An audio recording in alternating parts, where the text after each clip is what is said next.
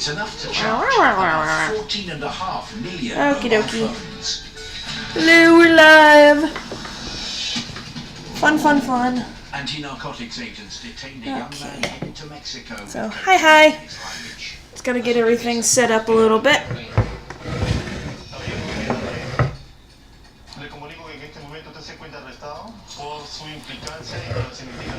You can watch me make buttons and talk. You can bug me if you want.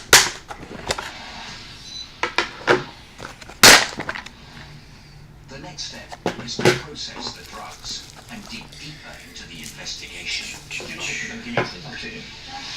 Yeah, just gotta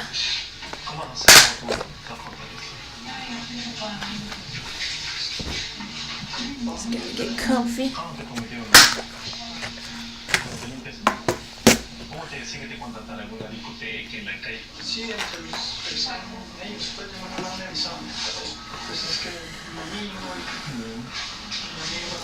My pillow.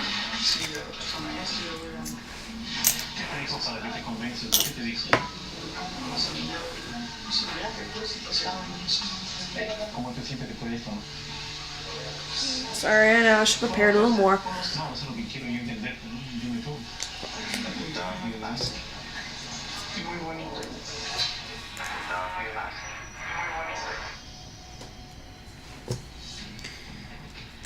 Just gotta separate all my stuff out again. Excuse me. A potential lead.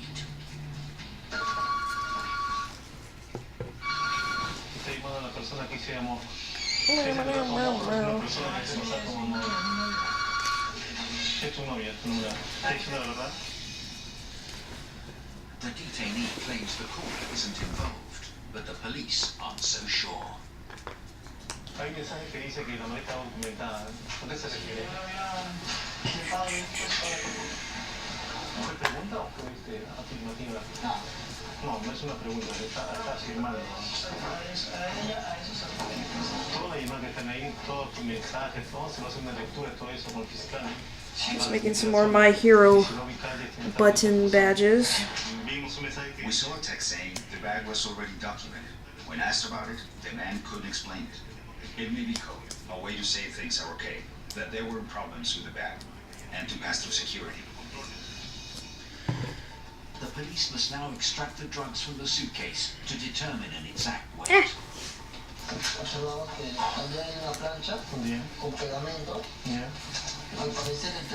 Okay, everything's separated again. Just have to play the game of put everything back. The drugs were hidden in a false bottom. The bundles, wrapped in aluminium foil, were then glued to the wall of the suitcase. I'll change channels for a little bit. No, not again. You gave me a ticket, but both need us to store the time. I don't get tickets unless there's no time on it. Let me get this book. Before I ticketed it. I got there, they each had 6 minutes on it.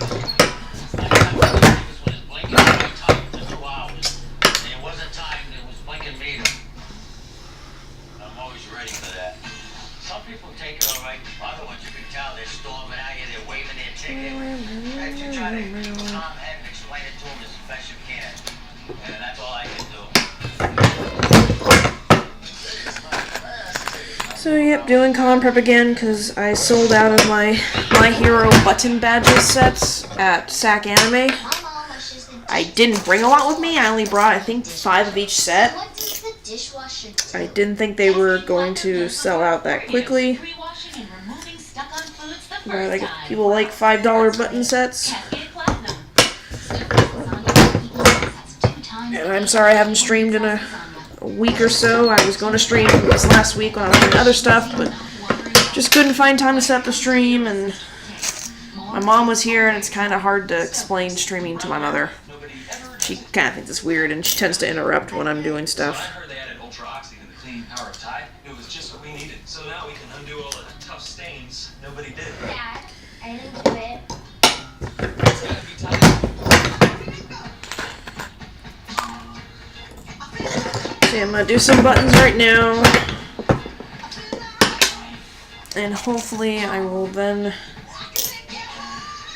have some time to get some stickers made up real quick. And I can show you guys how I make my stickers.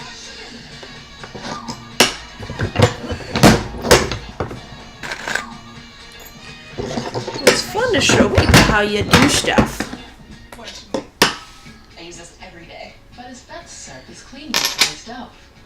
If people want to watch the previous stream, I pretty much, whenever I make buttons like this, I would say for anyone who makes buttons, always make sure you feel around the edges of the button and make sure that the Mylar sticks to it and there's no crinkling or it doesn't like come up or whatever.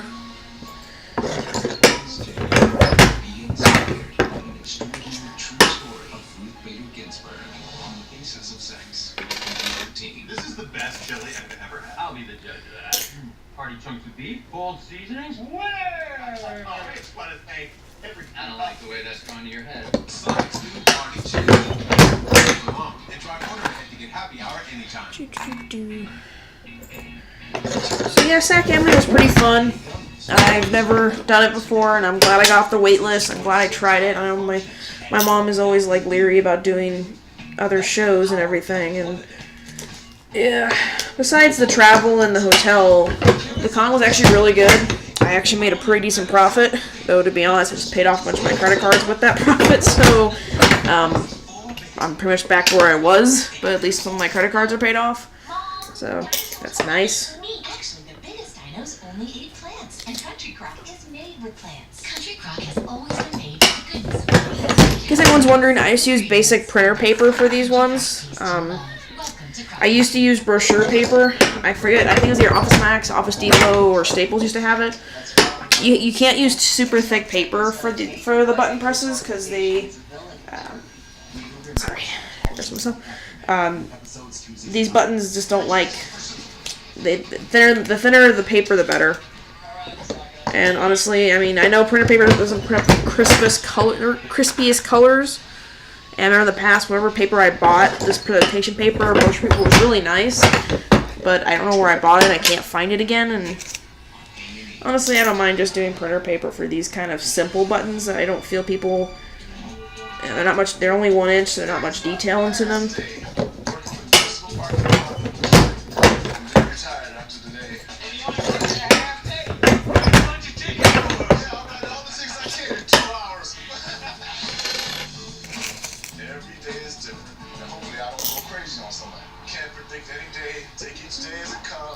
After 23 years, I've always tried to keep a professional demeanor. Representative of the city, you should have a clean car.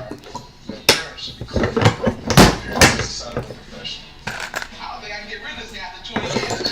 After 20 years in park enforcement, I'm going out the way I came in. Ugly.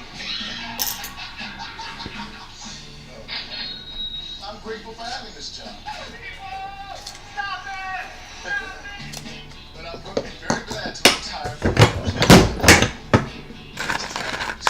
and do the type of work that I really want to do. And that's to be a full-time musician. I've been playing with this band for 3 years. I've been playing since I was a teenager. I intend on making music a full-time career.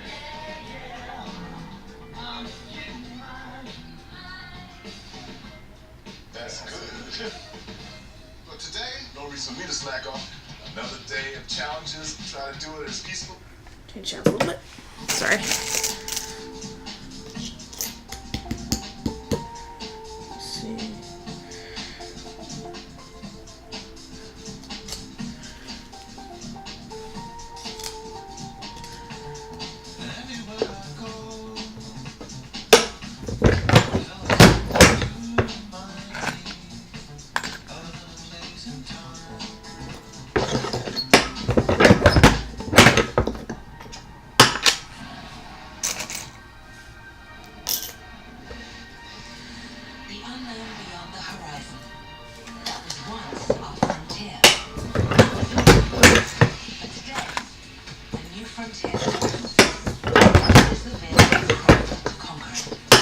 Introducing the first of its kind Lexus UX and UX Export, also available in hybrid all-wheel drive. Experience amazing at your Lexus dealer.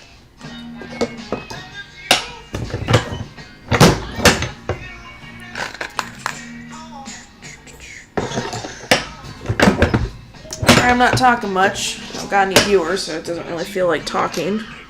This is Pill Pack. Every day I have to remember to take my medication. And I hate walking around with all of this in my purse.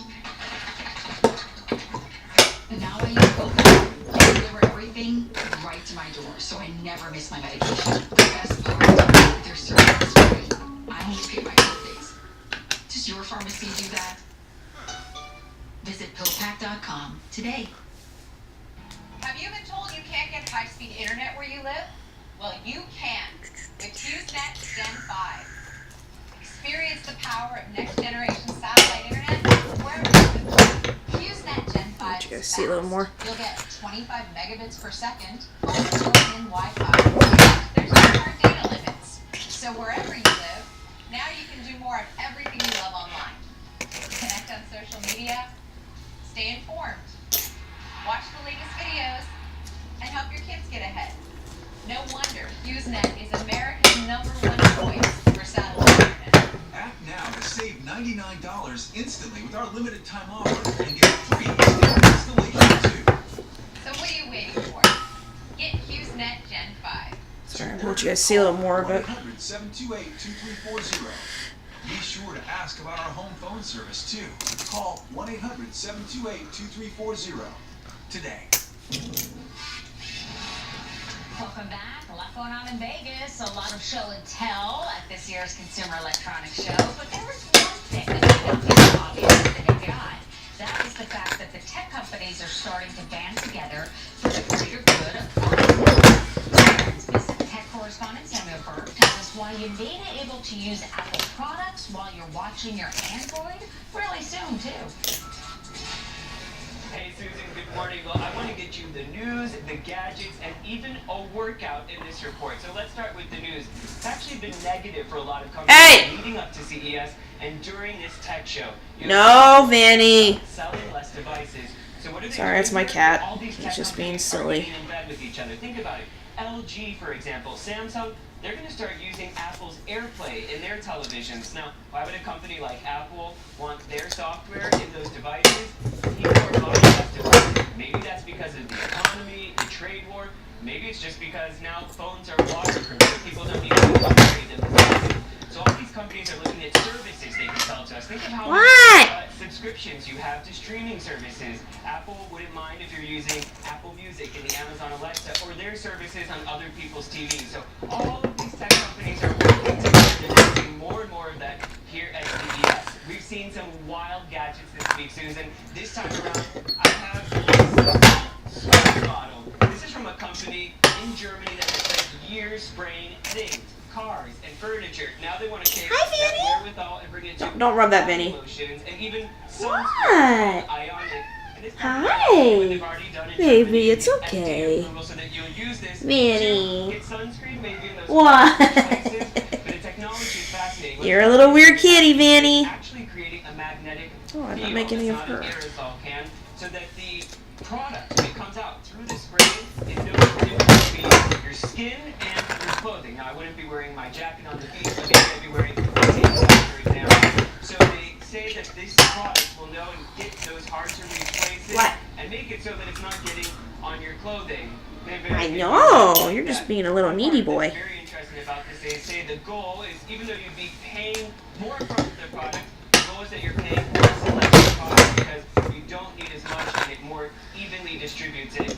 And last, talking about how you can keep your New Year's resolution, Susan, maybe a device like this. This is from a company called FlexiSpot. It is a desk and it is a bicycle so that you can be at work and working out at the same time. I'm going to try and keep my New Year's resolution this way, Susan. Samuel, thanks for testing that out. I already broke mine, so I'm not going to ride on that anytime soon. Let's get to this. Another homeless man at the center of that GoFundMe scam. Remember that? He's on the run. John Bobbitt was a no-show in court appearance. I almost did a fundraiser for him with a Good Samaritan story. They raised more than $400,000. Turned out to be a scheme cooked up by the three of them. An arrest warrant has been issued. His court date was yesterday. Sears is not out of the woods just Hey, yet. Furby. 50,000 jobs are at stake, and Chairman Edward Leonard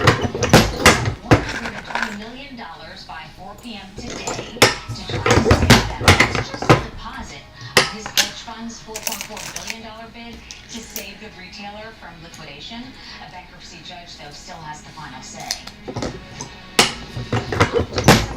Trade talks with China is lifting stock prices on Wall Street. A slightly Dow is up 139 right now, and it's the fourth straight day of gains after a pretty bad December, right? Boop, boop, boop, boop. More now on the president's Oval Office speech. Several instances All I can do is stream and pray people want to watch me. the claim about drugs pouring in across the southern border. Our southern border is a pipeline for vast quantities of illegal drugs. More Americans will die from drugs this year than were killed in the entire Vietnam War. The number of drug deaths is appalling, more than 70,000 in 2017. It's on the rise, of course. The president is not really talking about the total drug deaths Two there, so I don't drugs keep thinking, coming of across course. the border. I don't He's need not extra one for including last deaths night. from drugs that were prescribed by U.S. doctors. And the majority of narcotics seized by customs and border officials come through legal ports of entry in packages and cargo, not with people trying to cross the border. Next, this claim. The wall will also be paid for indirectly by the Okay, good, we're good. trade deal we have made with Mexico. So that deal hasn't been ratified by Congress yet, and even if it is, nothing earmarks money for the wall. And finally, this last night. The federal government remains shut down for one reason, and one reason only, because Democrats will not fund border security.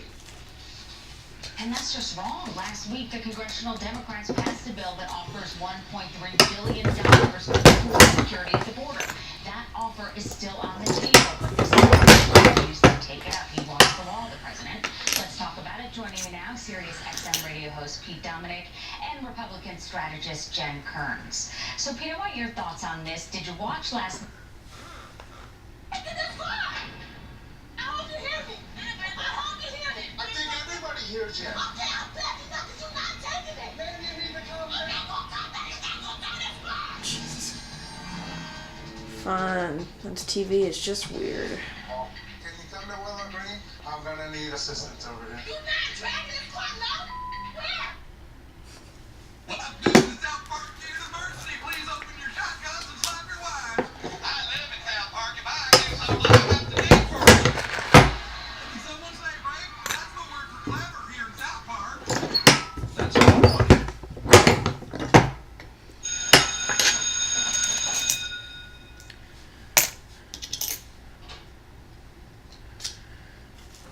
So not cool. How does someone just rip on us like that? I can't believe Jimmy Fallon hates us. Jimmy Fallon loves everything. Why would he slam our whole town? Apparently he doesn't care that his jokes are at the expense of actual people. Well, do you think it's true? Do you think we're really bigoted country bumpkins? No, hey, we are not bumpkins, okay? Kitty's a bumpkin. We don't have junk cars in our yards. That's just your family, Kitty. I just hope somebody finds a way to fix this. I've called you all here because South Park has an image problem. Thanks to Mr. Garrison, we are now being referred to as the shitheads of America. One of our more politically sensitive citizens has proposed an idea for this crisis, and I'd like you to hear him out. Hello, everyone. Marsh, and I've been PC for almost 2 weeks now. You know, we've all been making changes to our social conscious, but have we really done enough? The truth is there's something we're lacking as a community, and it's time we all faced it. What this town needs is a Whole Foods. It would instantly validate us as a town that cares about stuff. We couldn't get a Whole Foods to open here, and why not? Just believe we can get a Whole Foods, because we don't believe in ourselves. Where? I'm announcing a plan for Sodo Sopa, a new urban development that will turn the most rundown and dilapidated part of our town into a quaint center of artisan shops and cafes.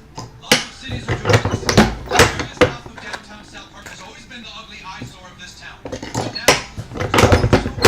it's going to bring in the fresh new vibrancy that Whole Foods can't ignore. We'll keep the existing structures, but add brick walkways and some quaint white lights. Our plaza in the middle will be a place where young couples can play with their toddlers. And it will all be small businesses like artisan cheese shops or noodle houses. Oh, this is really exciting. I think the service is going to stay shitty forever.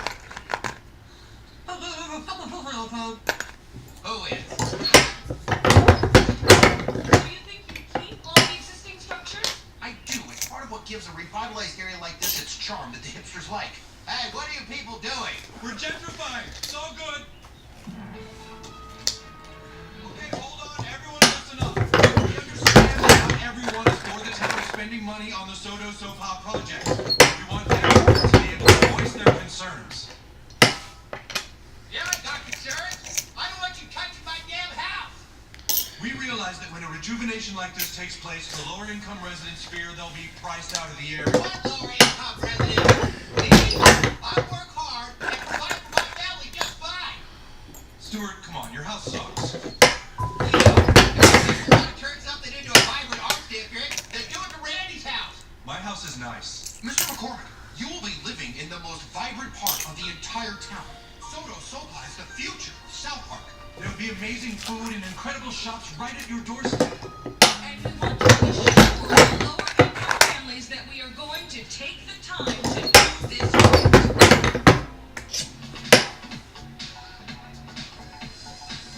All right, guys, welcome to Steve. Do we have any allergies? No, nothing. And we want to try everything. Wow, can you believe this place? Yeah, the food is unbelievable. It's like a dream come true, Nelson. This area is going to put our town on the map.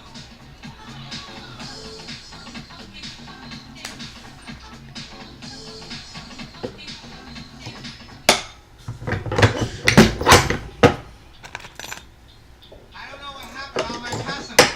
I used to have people come in here for every table. Now it's like nobody wants anything to do with my authentic shitty food. This town is changing so fast, you know?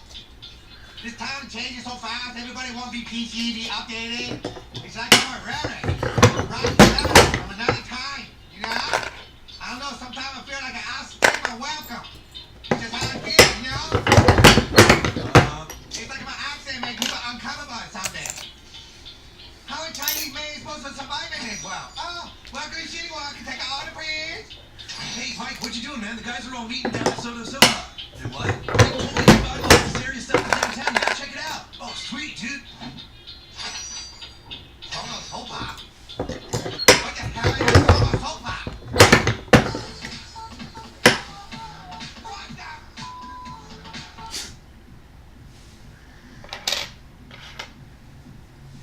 Mommy, can we go eat outside? No, we can't go eat outside. But Mommy, they have ice cream. We can't afford $10 ice cream, all right? If you want nice things, then go out and get a job. Except you won't make money because you just bust your ass and then barely get by while everyone around you is richer. Just face it, things are never going to change around here. What's he gonna say? Shh.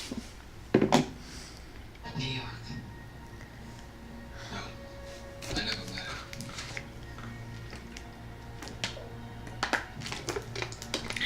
Ba-ba-da-ba-ba. What does help for heart failure look like? It looks like this. Entresto is a heart failure pill that helps keep blood flow out of the hospital. Don't take Entresto if pregnant. It can cause harm or death to an unborn baby. Don't take Entresto with an ACE inhibitor or LSD, or angioedema with an ACE or R. The most serious side effects are angioedema, low blood pressure, kidney problems, or high blood potassium. Ask your doctor about Entresto. Some of your favorite foods stain teeth. Unlike ordinary white toothpaste, it has hydrogen peroxide that goes below the tooth surface. For a smile, it's 4 shades visibly white. Colgate Optic-White. Whitening works. Whether you were born for more dance-offs, more travels, or more touchdowns, Airborne gummies have 50% more vitamins C. Our crafted blend of vitamins, minerals, and herbs. Airborne. Liberty Mutual customizes your car insurance, so you only pay for what you need. Great news for anyone who... I'm the one who delivers the news around here. Liberty Mutual has just announced that they can customize your car insurance so that you only pay for what you need. This is Phoebe Buckley on location. Thanks, Phoebe.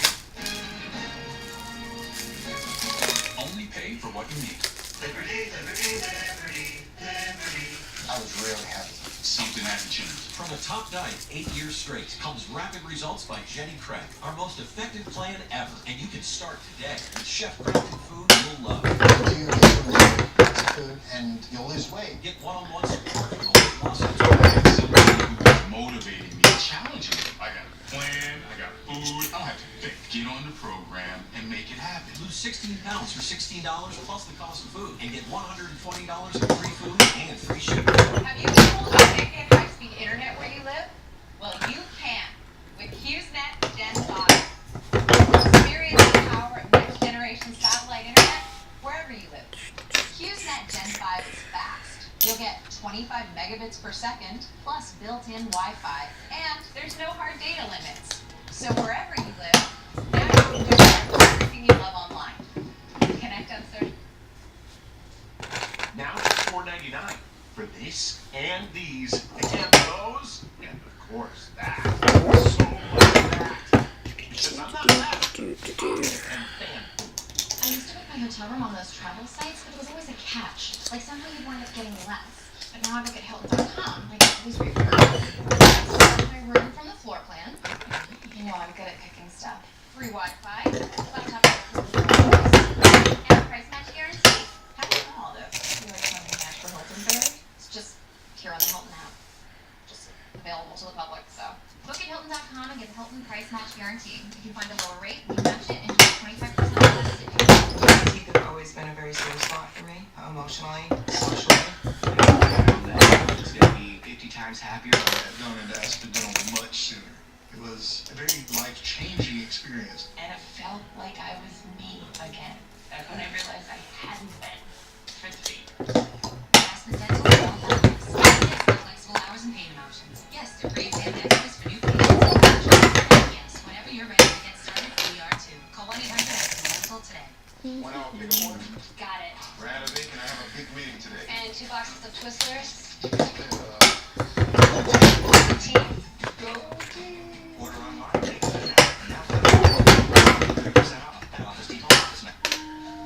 Y'all trying to escape? Let's go. Talk down. What about you, little man? How long you been friends with those guys?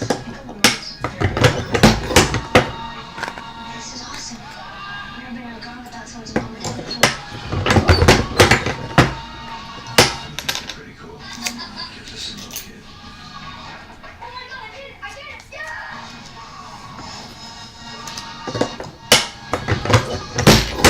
TikTok, time's running out to win the Publishers Clearinghouse Forever Prize. 5,000 a week for you, Mike. And after that, some publishers get $5,000 a week for their life. Wow! Hurry, enter at PCH.com, and February 28th, win forever. In the 80s, she was a student. In the 90s, I'm the new music teacher. I'm an adult now. You're wearing 2 different shoes. the goal is a teacher now. Act like it. School on ABC. Can you explain what internet is? Netscape is 90% of the browser market. This one is internet broadcasting. Valley of the Blue. Sunday night.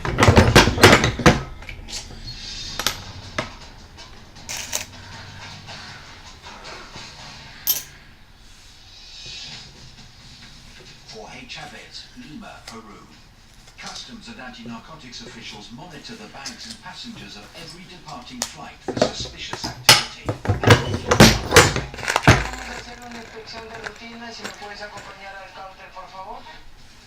For those who don't know really, it's a why. Buenas noches. ¿Me permite su pasaporte, por favor, policía antidrogas? Es que es una inspección de manera aleatoria y por favor si me podría brindar su pasaporte. ¿Me podría brindar su pasaporte, por favor? Yo no sé, búsquelo usted. Por favor, ¿podría coger sus cosas? Estoy cansada. The inspections we perform are Okay, be right back. I'm gonna get my phone. Some passengers may refuse or act aggressive. Yo no necesito de usted. Entonces no me importa. Los acompaño, no me importa. Coja sus cosas, por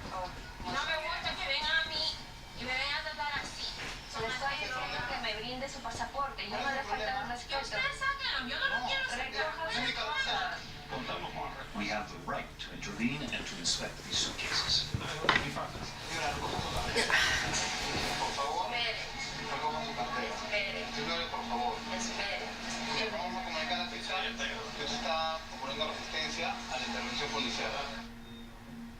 Finally, the passenger decides to comply.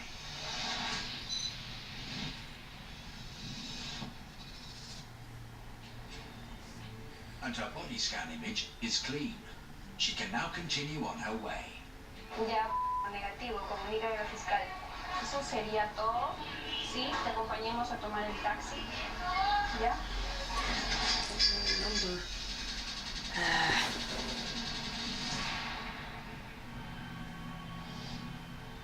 Officers flag a young man at check-in who seems to be acting suspiciously, and he's taken in for questioning.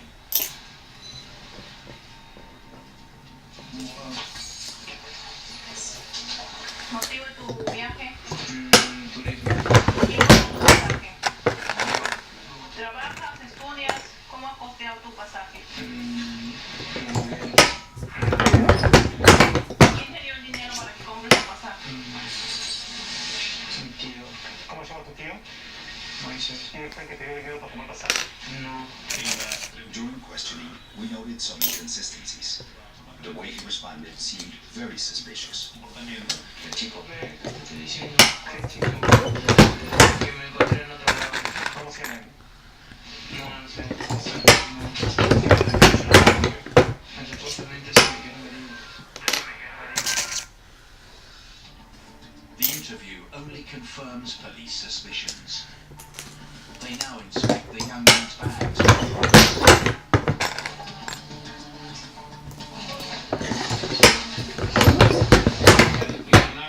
While inspecting his suitcase, several Peruvian products were found among the clothing. Allegedly souvenirs, gifts from his friends. Como regalos para sus amigos. De esa maleta estamos sacando diversos productos. Quiero que seas consciente de lo que estamos sacando. Quiero que consideres eso, ¿ya? En uno de los productos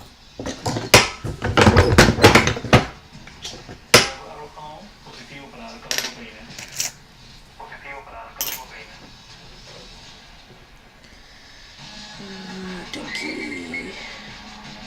Since 1981, Jorge Chavez has maintained an anti-explosives unit. By the Spanish acronym, UNDEX. The specialist is responsible for the deactivation, disposal and destruction of any suspicious items. Oh. Hello, sorry I didn't see you there. Yes, I'm making My Hero Academia pins for, I do badge sets. I sold out at my last show. So I was in the zone, I'm watching TV, and I was kind of in the zone of watching the show on National Geographic. It's about Peru and their airports. It's very fascinating, but it's in Spanish, or I guess Portuguese, so I have to read subtitles. Yeah, these are all my little chibi designs of the My Hero.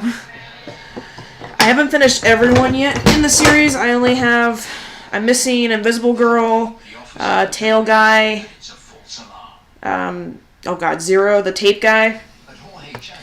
I make little chibi designs of these guys. I meant to finish everyone, but there's so many in the class that I thought, I'll do the most popular characters. And divide them up into two little packs. I do a 7-pack and an 8-pack. Okay, who else? I'm sorry. I'm going to check my numbers. Okay, there's Deku's next. I'm pretty sure I have enough of each number of these guys so I can make the sets later. Put them all up last night. I only had like 5 of each pack. I thought it'd be enough. I'm like, okay, 10 packs should be plenty, and I sold out at my last con. I was like, damn. My Hero is still very, very popular. I think eventually I'll get the villains made up. Though I don't think I want to do, is it All for One or One? All for One. Yeah, I think All for One.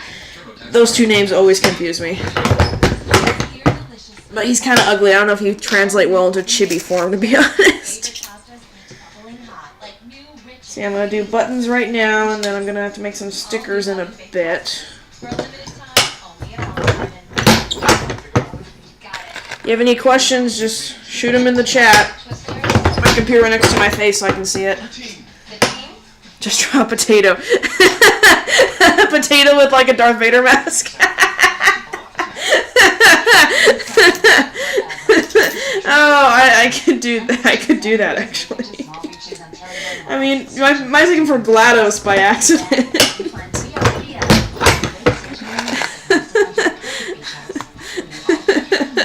Oh, you're giving me bad ideas. Let's say I have a convention this weekend, so I don't know if I can get too much done. I have to pack tomorrow and get some stuff. Need some sodies and some snacks. Thank God I'm only driving to the next convention, so there's no flying, so I don't have to worry about airports and getting up early and checking into flights and all that stupidity. Don't get me wrong, it's not bad to fly, it just sucks with all the 24-hour check-ins and then going through TSA. I do pre-check, so I don't have to worry about taking off my shoes or anything. My dad paid for it, so I didn't have to pay for it. I think it's like $75. It wasn't actually that bad, to be honest. But it's just so much nicer to let me breeze through the line without having to take off my jacket and laugh at everybody in the line. No, I did get randomly selected when we came back from Sacramento from Sac Anime. Because the thing beeped when I walked through it, and they're like, "Oh, you're randomly selected." I'm like, "Yay!" And they basically patted down my neck. So I'm guessing my jacket was kind of too poofy. Okay, make sure I got 5 each one. Okay. Oh no, Todoroki, we forgot you, man. Forgot you, Todoroki. Can't forget the Todoroki. Every decision you have to make.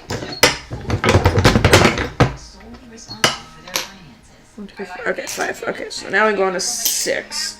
I'm going to try to make 10 of each one. That should be in... I don't think Taiyou will sell out. It's a smaller convention in Arizona, so it's not as bad as Sac Anime, for instance. It's not a, 25,000 person crowd. This is more like maybe 2,000-ish, if it ever gets that high. I'm definitely spoiled by California cons. And then really I have nothing, I think, almost until May, so I'm kind of hoping I can get into some other conventions or other one-day shows. Because 3 months with no conventions is just, ugh.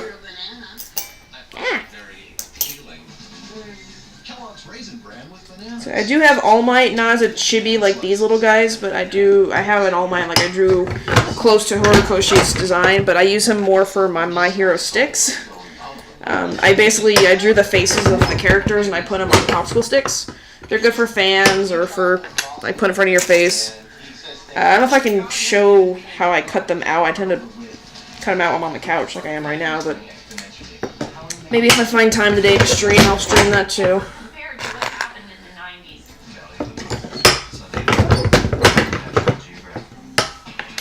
Get one. Okay. Todoroki, you're next. I'm glad you found me and I'm glad you're watching. I don't get many viewers very often.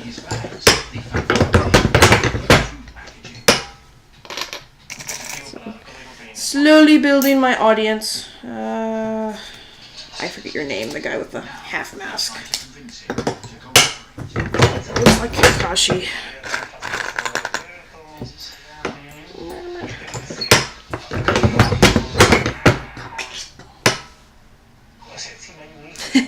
Yeah, we all gotta start somewhere, right? Even my friend told me it's like you just gotta stream every day if you can. Just do something. Whether it be play games, dream yourself drawing, just do something. And I tend to do a lot more physical artwork like this than I do. I mean, I do draw on the computer. Obviously, I do it on the computer. It's just that it takes forever to set up the stream, and by the time I do that, I go, I don't want to stream. I'm a lazy ass. We found among his belongings a small piece of that really struck him and made him worry about his situation.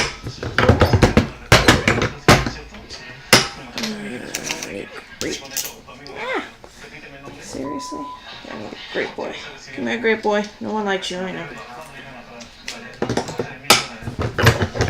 Yeah, I used to sell these individually in my, I have a little button box I would sell at conventions. But the problem was, I noticed when I first started doing these little buttons with these guys, and I put them in there, people would dig through them just to find the My Hero ones. And I kind of went, you know, light bulb moment.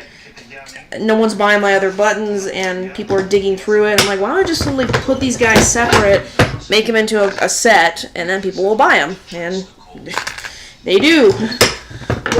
The key is to put characters that are popular in separate sets, so I don't put Deku and Kakcha in the same set. They go in 2 separate sets. So I try to separate out at least the popular characters, so people have to buy both sets if they want their favorite character kind of thing. I know that's sneaky, but that's what people do all the time in retail. A call comes through, and it appears to be the traffickers.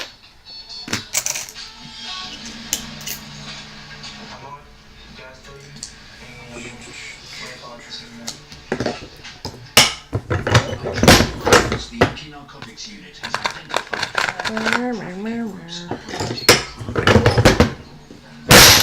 Sorry, you got stuck there for a second. Stop getting stuck, you stupid dang. Gotta count.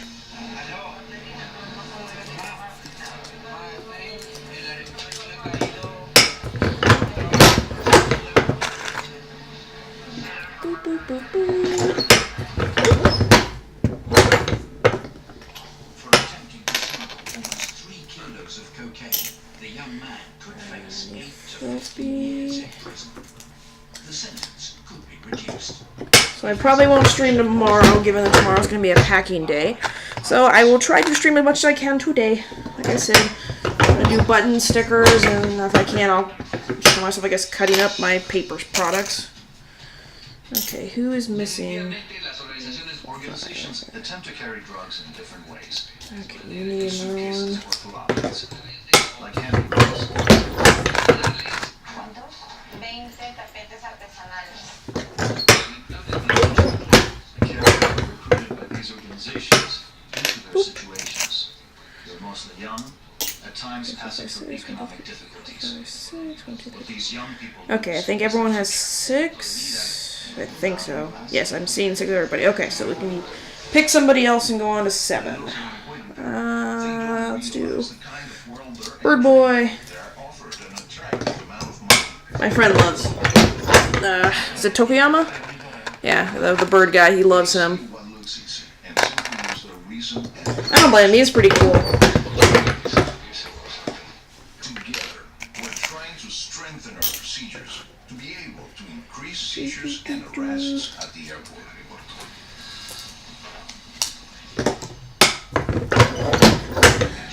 But definitely recommend making these buttons before you go to a con. I don't. My neighbors in my last at SAC Anime, they had buttons, and every now and then I would see my display shake, and I realized they were pressing their buttons at the table.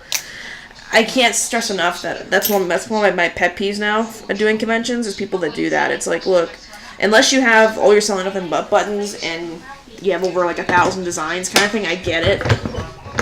You should have at least a few press of each design then, that way you can just grab it and go. But I can't tell you how annoying it is when the tables are side by side and somebody does this. I mean, you saw me get stuck a minute ago. Imagine that, but every table is side by side, so it vibrates. And if I have let's say I make glass ornaments or something, and you vibrate my table and it just shatters half my display. Hi, Vinny. Oh, okay. That's my cat, Vinny. He missed me for I was gone for 4 days for SAC, so he missed me a lot. He cries. What, man? Okay, be weird. Let's do Toto. Hi. What you doing? Hi, sweetie. You're a good boy. Yes, you are, Vanny. You're a good boy. You happy? Okay. All of you guys are weird, I know. Hi, Furby. I have 6 cats, so if you hear me calling out a name or you hear a weird voice, that's probably the cats. No, don't get up here, baby. A flight bound for Spain prepares for departure, and its passengers move through the check-in process. Okay, Denki. About 200 I'll probably eventually, once I finish the first class, I'm going to eventually do class, I think it's 1B, the other class, and make that a separate button set. Because, I mean, they are kind of, they're cool characters, especially I know in the manga they've had a lot more, like, screen time, and I think they even beat Class 1A, so they're getting a lot more stronger and powerful, and a few of them are terrifying, like Mushroom Girl. I never want to ever see that.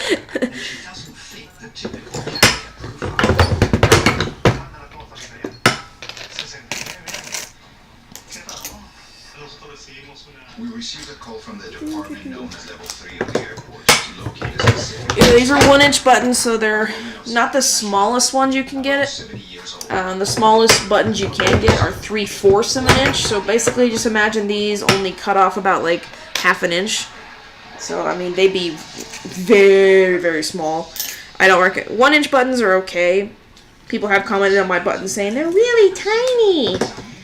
And I say yes, because, you know, you can get anything in any size. When I first bought my button maker here, stop getting stuck, there you go. I was trying to decide what, I wanted to do a bigger button size, but the problem is when you go up in size, the price goes up. So to get this button maker and the cutter and the supplies, it cost me around $500. And if I wanted to get like a 2.5-inch one or a 3-inch one, it would have been close to $800 to $1,000. I said $500 was kind of my limit at my con before I got the button maker. I said if I make at least $500 profit, that's going to go towards button maker, and I did. So I bought this one with those profits. That was kind of my goal, and I did it, and I've had it ever since. I've had this thing for, God, I think like 5-6 years now at least.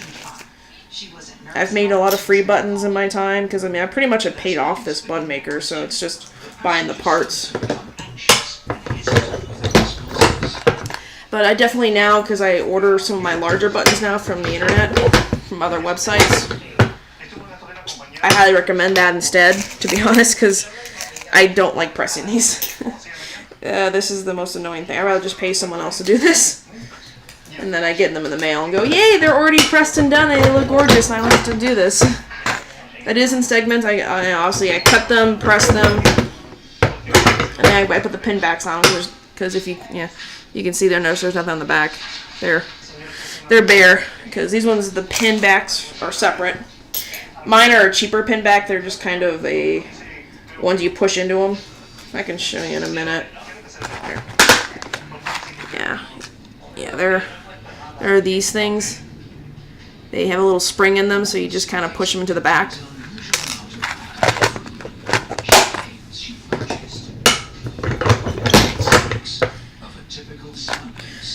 I separate all my button pieces out into a snapware. I bought 2 3-tiered ones. They just snap into place. It's one of the best things I ever got. It's no way to separate these little pieces out, because trust me, it sucks to have all these pieces everywhere, and then I can just basically grab it with the handle and just take it where I want to. But yeah, I don't press buttons anymore at con. I used to drag this whole setup to conventions, but it's super heavy. This guy, I don't know where my hand is. This thing is like super heavy. I think it's like 3 or 5 pounds. Like I mean, if it fell on your foot, I'm pretty sure you'd break a toe. Okay, I think I pressed everybody. Okay, so we can go on to the next ones. It's super heavy, and if you're flying out to cons, forget. I mean, this thing will take up half of your weight probably, plus all the parts.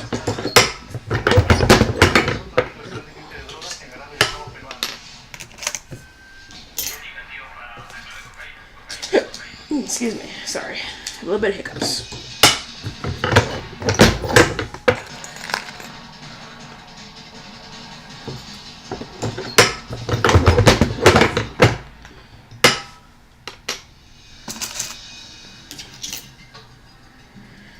So yeah, I mean, buttons are fun. I would say their heyday was, I think, 5 years ago when I bought this button maker, to be honest. I remember at conventions, like every other table, there'd be somebody with buttons, and there'd be at least a couple tables that's all they sold were buttons. I've noticed a slight tick down in button. I mean, I've seen more of an uptick now of people doing the heart-shaped buttons, the star-shaped buttons, the weird-shaped. The cat-shaped ones are pretty cute. There are a few people that do those orders online. They are kind of expensive. They're almost like $1, $2 per button, so that's a little expensive, which means you gotta sell them for at least, I would say, $8, $9 to make back any kind of money. And I did recently buy a button from somebody off the Etsy. It's a heart-shaped button of a vampire Todoroki. That was cute, and it was only like, I think like $4 or $5. But when I got it in the mail, didn't want to complain to the person, but the Mylar, this little plastic thing that goes on the button, for the heart-shaped one, I kind of figured on the top of the heart, it kind of crinkled and it's kind of popping out. So that's definitely a fault with any of the buttons that are not perfectly round, obviously. You're going to have that issue. I wish she at least had checked it and went, oh, this one's kind of loose, I'll give her an extra button or something. So, I mean, no complaints, but it's kind of annoying when I know what to look for. So I don't really buy stuff like that very often from people.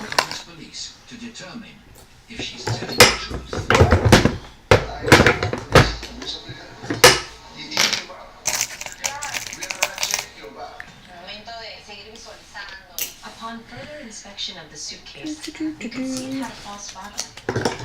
So yeah, I don't recommend buying any of those heart or star-shaped button makers. You can find them on eBay, but just be very, very careful. Because, again, finding the parts for them is almost impossible. Yeah, it kind of sucks, but I would say if you know someone that makes them, then by all means you can order them through them. But I wouldn't recommend it. And like I said, I noticed that with people always complain too, saying the Mylar won't go all the way around the shape, because again, a round shape is better than a funky shape with corners.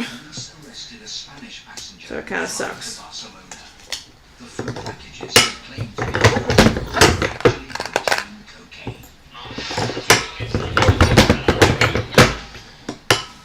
It's a rare case. At 69, this woman is one of the oldest ever arrested for drugs at Jorge Chavez.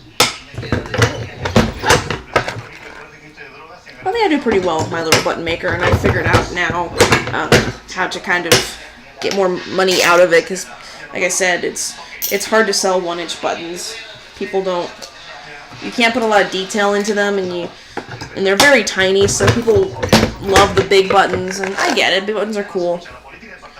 It's just, I want to get the most bang for my buck, so I have, besides doing this, I would also like cut up Pokemon and Yu-Gi-Oh cards, because I used to play, and I would buy a box of cards, and so it was kind of a waste of throwing away all those commons and uncommons, so I just simply said, okay, I'll just cut them up, and at least the Pokemon cards anyway, 1-inch actually kind of works really well, because it kind of, most of the artwork is only in about a 1 to 2-inch area. The rest of the cards is the text for you playing the game. So it's kind of like a win-win. The people will always go through my Pokemon button. I put them all in just one giant bowl. And they always say, do you have this Pokemon? Do you have a Snorlax in there? And I tell them, there's over 800 plus Pokemon, and you can see the bin has multiple different Pokemon staring at you in the face. So if I did have it, how would I know where the hell it is? I don't get that mentality. People, here's your sign moment of, do you not realize that I can't just simply reach into the bin, magically pull out that one Pokemon that you want, and will you buy it? And people in the past, I kid you not, would dump out my button bowls to dig and dig and dig, and they'd waste like 20-30 minutes, sometimes even scaring away other people, because they'd say, oh look, Art's busy, I won't go buy something, and I'm like, they're not buying anything, they're being stupid and browsing. And then sure enough, they'll find the one I'll go, oh hey, we found that one character you wanted, and they go, yeah, and then they put everything back in the bowl and go, okay, have a nice day, and I kid you not, I almost broke down crying. I almost threw the bowl at that person. I've had it a couple times, not a lot. It's those rare occasions where somebody plays that game where they just basically want to waste your time. And I get it. cons, you go, oh, you're just, you're there for fun, and it's like, yeah, but us artists, we're there to make money. We spent probably double or triple what you as the attendee has to get there, and we're trying to make that money back. And we had to buy all this product. We've had to pay for parking. We've had to pay for our table, for our extra badges, for our Wi-Fi. We don't get to enjoy the con. We don't get to go play a video game. We don't get to go enjoy a panel. So it does annoy me when you waste 30 minutes of my day just to dig through something and go, I don't want anything now. Like I always say, we're not Walmart. You can waste Walmart employees' time, you just can't waste ours. Because they get paid regardless. I mean, they get paid hourly. Meanwhile, myself and every other artist, we don't get paid that.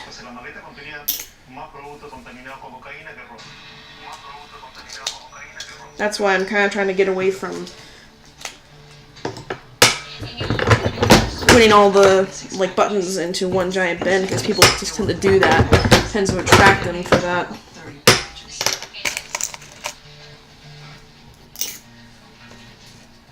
The total weight, 15 kilos, 63 grams. One of the Emperor's largest soldiers of 2016.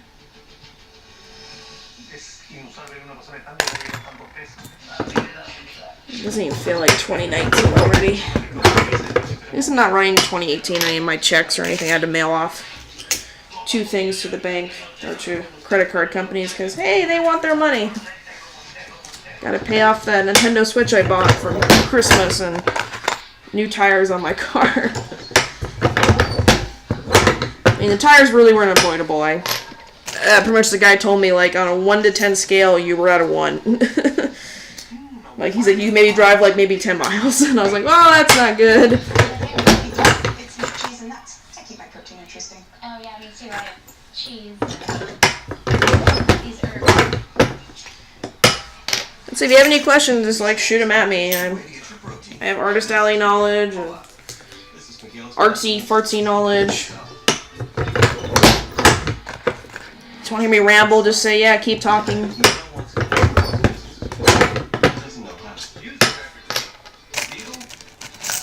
So he turned to his friends at LegalZen. We helped him set up the right estate plan so his son will inherit his business. Just wanted So to. Miguel can get back to me. Ah, there's 2 of you. Tricked me. This is Miguel's mandolin shop, and this is for Oh, you. Okay, go, yeah, play your games.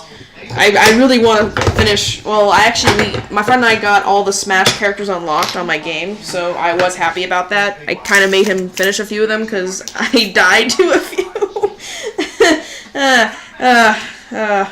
Wolf was a jerk.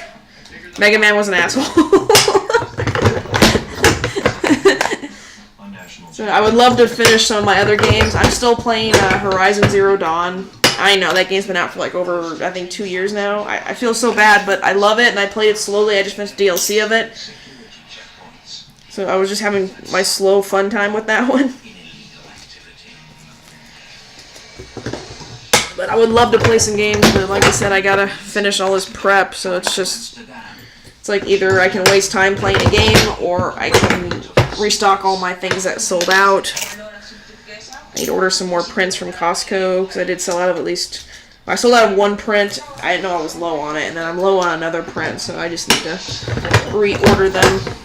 I mean, one's Voltron, so I mean, you gotta have your Voltron right now, because everyone's about Voltron.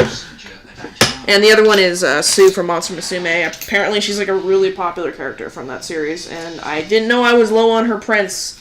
And I only had like 3 of her prints at the con, and all these guys suddenly were like, oh, you have Monster Musume! Oh, I want to buy all of them! And I was like, oh, okay. And then I was like, oh, this is the last Sue. Whoops. And then one guy was like, why is there a piece of blue tape on it? And I'm like, because there's no more of that one. He's like, oh. It's like, yes, blue tape means I don't have it. Oh, I kid you not. The funniest thing is, like, people will point to my table and say, do you still have that? And I'm like, if it's out there, then yes. That'd be like going to a car dealership and saying, do you have any cars? And they look at you going, do you see cars out there? And you go, yes. Then yes, we have cars. Well, do you have cars? Yes, we do. They're right there. I mean, I laugh at that question going, do you have any more of that one? I'm like, yes, I will sell displays if need be. which means if the display is gone or there's a piece of table or I write sold out, then yes, it is sold out. Some people are just funny like that. It's just hilarious.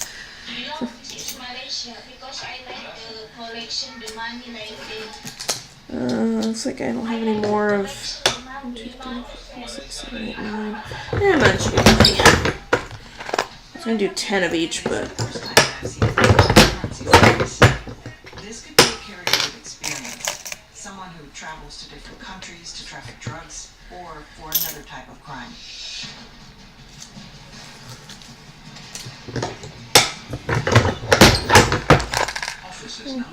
got plenty of stories. Been doing Artist Alley for, God, since high school, so I think since 2012, 2013 I've been doing this.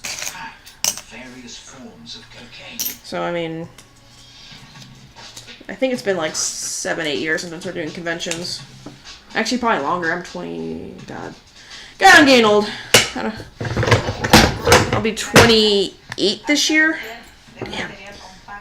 Get in there. I've been doing since I was about 16, 17, so yeah, wow, yeah, I'm based in Arizona, so if that tells you anything.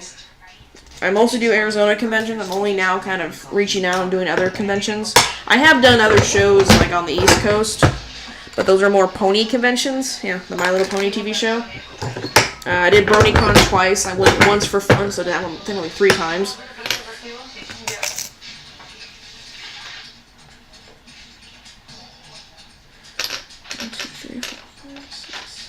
Let's do one more of her. So yeah, I've done the Phoenix Comic-Con, as it was formerly called, until this last year. If you don't know, there was a lovely lawsuit that happened between, it was San Diego Comic-Con and Utah Comic-Con. They both kind of had some stupidity at its finest moments. Okay, I'm gonna stop with the buttons for now. Just gather them all up. So there was a lawsuit that happened between them, and I guess the guy who runs the Phoenix convention, I guess he collaborated. I don't know what the hell he did, but he fucked up too. So he was named in the lawsuit, I think as either a defendant or as a witness or something stupid. Bottom line was, he then realized, because the lawsuit said that the Comic-Con name was copyrighted to San Diego, so Colorado couldn't use it anymore, or Utah, I forget which one it was. So, fearing that they would come after Phoenix, he decided last year to preemptively change the name. I think last year it was called Phoenix, God, what was it called? Comic Fest or something weird. We all still called it Comic-Con. Man, that's what we know it as. It's Comic-Con. Yeah, it's not anything else. But then they decided to change the name again. So we were all laughing because we thought the perfect name would have been Phoenix Con Fusion. Get it? Confusion. Ha ha ha ha ha. I thought it was a clever name. But no, they're calling it Phoenix Fan Fusion is what they decided to go on. Which again, if you change a name like 4 or 5 times, people are gonna question if it's the same show. Which people did after that, and we did see lower attendance this last year. And unfortunately, because they had an instance, was it last year or the year before? I don't know if you heard on the news. It was kind of a big deal. This guy wanted to kill the Green Ranger, the actor who plays him. So, I'm trying to see if I can move my camera a little bit. It's like, hi. He wanted to kill the Green Ranger, and you know most conventions, they don't have the best security. It's worse than Disney. It's worse than TSA. It's pretty much what TSA used to be. If you remember back in the day when you would just you could walk on with a pair of scissors and shit. Like, it was that bad. And with cons, I mean, I've had so many cons where I just simply walk in through the front door and they don't check my bag. But because of that guy had all these weapons in his bag, and Phoenix PD had to be called in. The con was told that if they ever wanted to do the convention again, they had to increase security. No fans or buts. They had to increase security. Looks like M&M's. This is kind of funny. Like M&M's. Don't eat them. So they had to hire an outside team. They could no longer use volunteers. So long story short, they used to incorporate one of the nearby hotels with the convention. But because of the security risks, they obviously can't close off an entire hotel. I mean, you just can't do that. So they instead had to simply take away all the things from the hotel. Okay, I don't know if I should move the camera. You can come and see me. It's like, hi. As I'm doing the buttons. So they had to cancel from one of the hotels that normally does the show. And so people were kind of pissed because they were complaining left and right, saying, "Oh, I love going to the Hyatt and playing the video games there, but now I have to go through the security checkpoint to go to the convention center. I can't even, go to the Hyatt anymore." So that was kind of a downturn this year for the convention. Because, like I said, the hotel there would decorate the hotel. They used to have food trucks out there. They would have hamburgers. And second floor of that hotel was all the gaming. And so it was really cool. But like I said, this last year, because of that security issue, you can't close off a hotel. I mean, I was trying to explain to my mom about it because she worked the con. I said, yeah, I mean, the logistics to try to close a hotel down for security, I mean, you can't close it off to the regular guests. So there's a security right there. It's like you can't have the regular guests kicked out. Because there are regular people that show up to these cons. It's always funny I love seeing their reactions when you walk past and then they ask you, they whisper in the elevator, "What's going on? I don't get any of this." And you tell them that, that basically that's what the con is.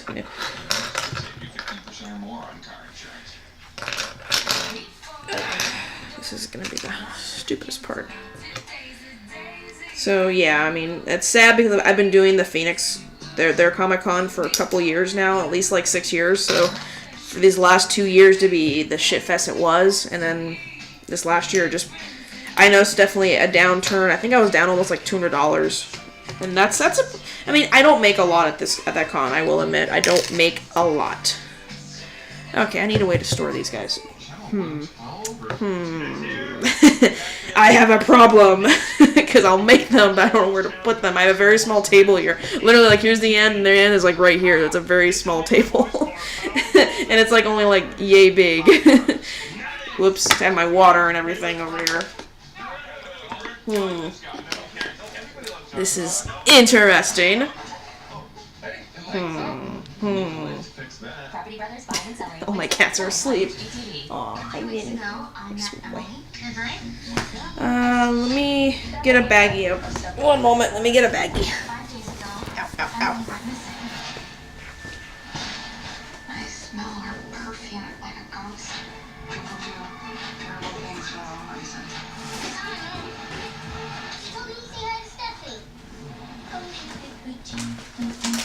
I'm gonna put them in a baggie. So I guess when they're done, I'll just have to do this. So, yeah, like I said, I've been doing cons for a while. Phoenix was always my biggest profit one. I remember when I first did it, I was shocked at the sticker price. I mean, I will admit, sticker cost was expensive for that one. It's like around when I first bought tables, it was around $200, and now it's I think close to $300 for a table. That's for a very basic Artist Alley table. And I get it, they're going through a lot of problems. Like I said, they had to pay for heightened security. They had to pay for more security. They couldn't use volunteers. They had to hire an outside firm.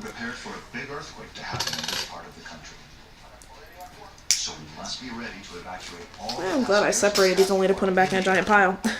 Also, I have more I have to put into buttons. So, yay! But yeah, there was that, and also we recently, I don't know how I signed up for it, but I'm part of their newsletter. So I get two newsletters. I get one for their attendees and one for the vendors, or I guess exhibitors, or what they call us, even though I'm technically an artist, whatever. They told us that, I guess to cut costs, they're going to now charge for pipe and drape for your table. And some cons do charge for this. That's reasonable. But the thing is, this con is always, and I mean always, offered us pipe and drape for free. I mean, when you pay $275 to $400, because they do now charge. When I first did it, they didn't charge for the end caps or for tables that face towards the main aisle. Now they've realized that it's a gold mine, so I just buy an inlay table. I'm like, fuck that, I'm not paying. Sorry, I mean to curse. But pretty much F that. Like, I am not going to pay nearly $100 more just for a corner. Just so you can, like, an extra 6 feet of space. That's just stupid. Yeah, you'll get the cross breeze, but honestly, I still make money from my regular table, and people do find me. So it's not a big deal, and honestly, I don't think the $100 is worth it. But yeah, I got an email, and I showed all my friends, and I even showed my mom. Like I said, she worked the con last year. Her friends always work the con, which they have not been contacted yet. And this convention is happening pretty soon. It's happening in May, so they should be hiring people by now. They have to do background checks and everything, and that's not an instant process. So, and it's weird they haven't rehired my mom's friend back. And I sent her the screenshot of that email I got, and even she was shocked. Like, wow, like they're gonna start charging for pipe and drape. So yeah, the funny thing is in the email, they don't list how much they're going to charge. And it's the same people that charge nearly, I kid you not, $100 a day for Wi-Fi. 100. I think it's up to like 2 devices. I've never paid for it because pretty much I will check on the first day and see how well my phone works. If my phone does not work, guess what? I put a sign up saying cash only. And you go, well, that's not fair. It's like, would you spend $300, $400 for Wi-Fi? And people might argue back, well, yeah, I mean, you make more money. It's, honestly, I do credit card sales, but I don't do enough to warrant spending nearly $400 to pay for the Wi-Fi. And most of the time what I'll do is fucking around on, sorry, I made a curse again, basically screwing around on Pokemon Go and Facebook. That's all I ever do, because, yeah, there's a lot of downtime, and you get bored, so you check Facebook, you check Twitter, you play your Yu-Gi-Oh! Duel Links, you do stuff just to keep them entertained. Because, yeah, it gets boring. Picking the ground is only so much you can do, and yeah, I used to do commissions at con, but honestly, I don't like the stress anymore of trying to draw something real quick for somebody. It's very stressful for most artists. I don't think people realize that, but some artists don't mind that stress. But if you're gonna commission someone, do it the first day. Don't wait till like Saturday night. That's like the worst thing for somebody, because then they're gonna basically have to rush to make it for you for Sunday. And most cons tend to go to like 7 or 8 o'clock. That's another problem I noticed with conventions now, is I notice a few of them are starting to do longer hours for the artist alley. And the same thing happened with Phoenix. I remember this, they sent out a survey to all the vendors and I guess attendees too, but we get a different survey that asks us questions like, do you want the artist alley, would you be willing to have the artist alley open later? Yeah, would you rather be open until 9? And I always say, hell no. Hell effing no. I will curse to night's end. I'm sorry, I have to be up by 7, get down to the convention center by most time 8 or 9, open by 10 or 11, sometimes 10, and then tell me I should be there until 9 o'clock at night, so I barely get to leave for lunch, if I can leave, because I'm too afraid of theft and shit.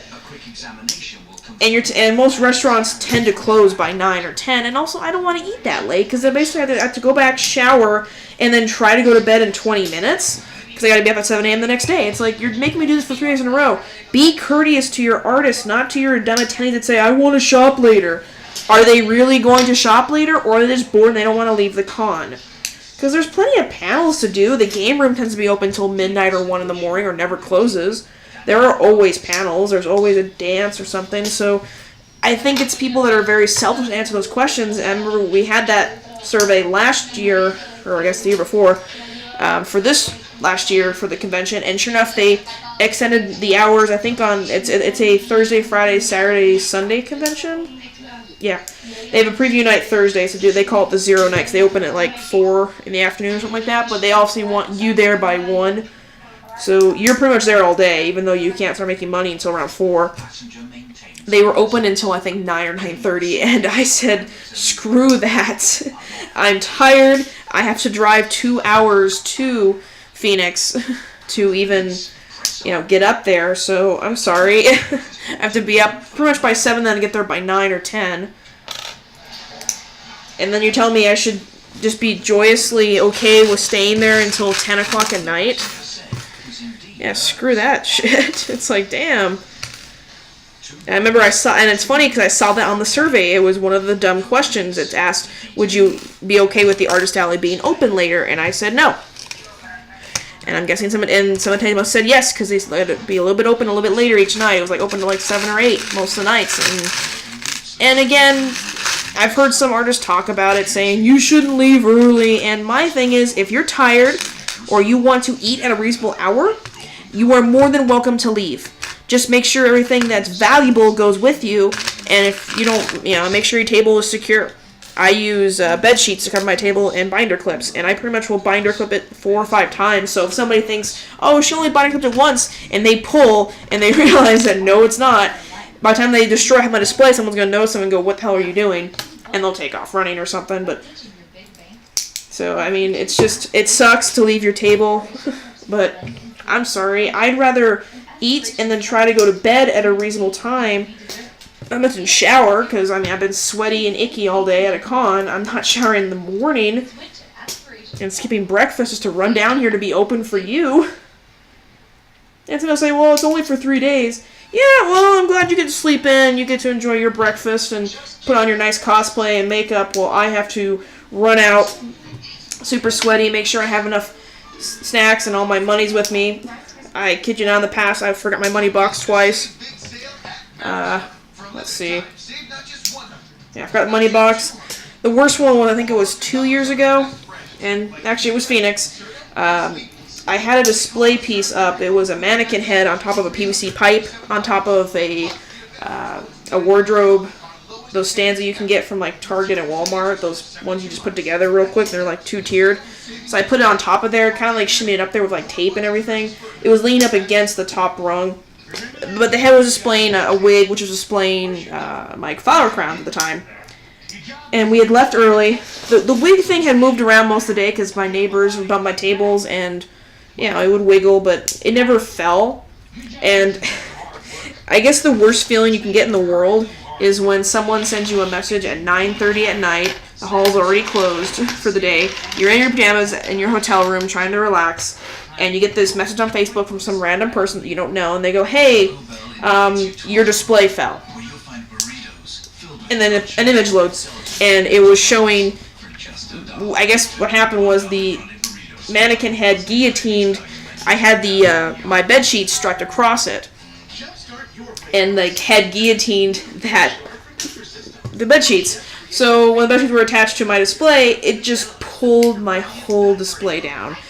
Pretty much the picture showed just that, like the guillotined head on top of the bed sheets on the floor with all my cubes like just scattered on the floor with half my shit just on the floor like dandelions. And I remember my mom saw my face and she was like, are you going to throw up? And I said, I felt like it. She's like, what's wrong? I said, well, the con's already closed. There's no way I can, the hall, I think at that point, it was 9:30 at night, so I think the hall already closed at like 8 or so. And there's no way I could get to there, so I said, well, I'm not going to cosplay the next day. I'm just going to have to get up as early as I can, like around 7, brush my teeth, nibble on some breakfast, and then basically run over there as fast as I can. Mom's like, well, you can't do anything. I'm like, yeah, but I'd rather be there before everybody else shows up and either steals my shit, runs over my shit, because I knew there were some vendors down the aisle from me that every day had opened up the loading bay to get more of their stuff in. And they use those giant trucks. Yeah, it only takes one of them to be drunk or stupid to be like, oops, and then run over all my crap. And I will say that when we got there that morning, I guess the staff had seen my crash, and they had put all these chairs around it as a barrier, and we thanked them immensely. They said, yeah, we saw this, and we didn't know whose artist it was. I'm like, thank you.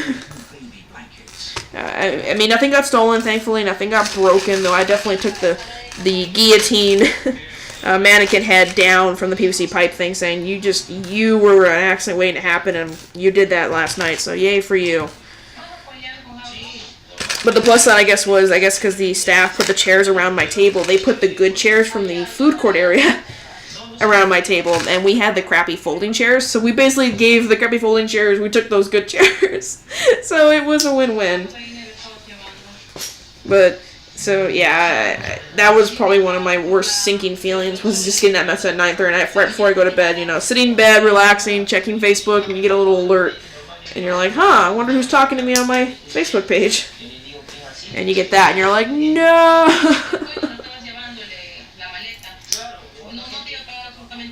Yeah, I forgot my money box, I think, twice now. The worst thing was when I went to BronyCon, I guess, 3 years ago. Again, I had to fly out there, because it's Baltimore. I forgot my card reader. And I was Googling, trying to find places nearby that would sell I know places now sell the card readers, so places like Staples, and Office Max, even Target and Walmart. But I couldn't find anything nearby, and it was late at night. And I asked my mom, and she's like, I'll FedEx it to you. I said, well, you're going to have to, because if you send it normal mail, I won't get it in time. She paid like $35, $40 for overnight for a little tiny card reader. My friend had to pay an additional $20 because the hotel charges you for receiving a package. It is the stupidest thing. But I got it the next morning. It got there. The irony was I didn't have that many credit card sales. But I learned my lesson after that. I always make sure I put the card reader in the money box. So, I mean, if I lose the money box, I lose the card reader. So, but now my card reader is a Bluetooth one, so I don't have to worry about plugging into my phone or anything.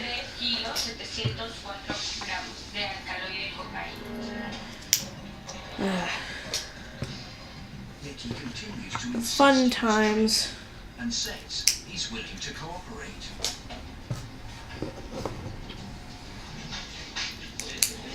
So yeah, it's fun doing cons. I do it full time now. I've had several part-time jobs in the past.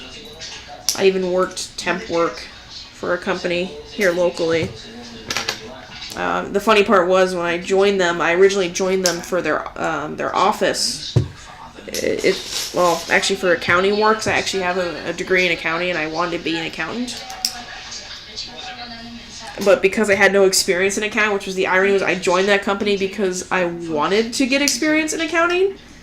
So the chicken and the egg argument all over again. I remember when I first started applying for jobs, same thing. They'd say you have no experience. I'm like, well, yeah, that's why I'm applying to work at Target. I'm applying to work at Albertsons. I'm applying to work at Borders or Bookmans or something, because I'm trying to get the experience. They go, well, you don't have any experience. So yeah, my first job was at Kohl's. And they only, and the funny that the hiring lady told me she only hired me because I had availability. Like, well, yeah, no shit. I'm like, I'm a college kid at the time. I said I was available almost every day.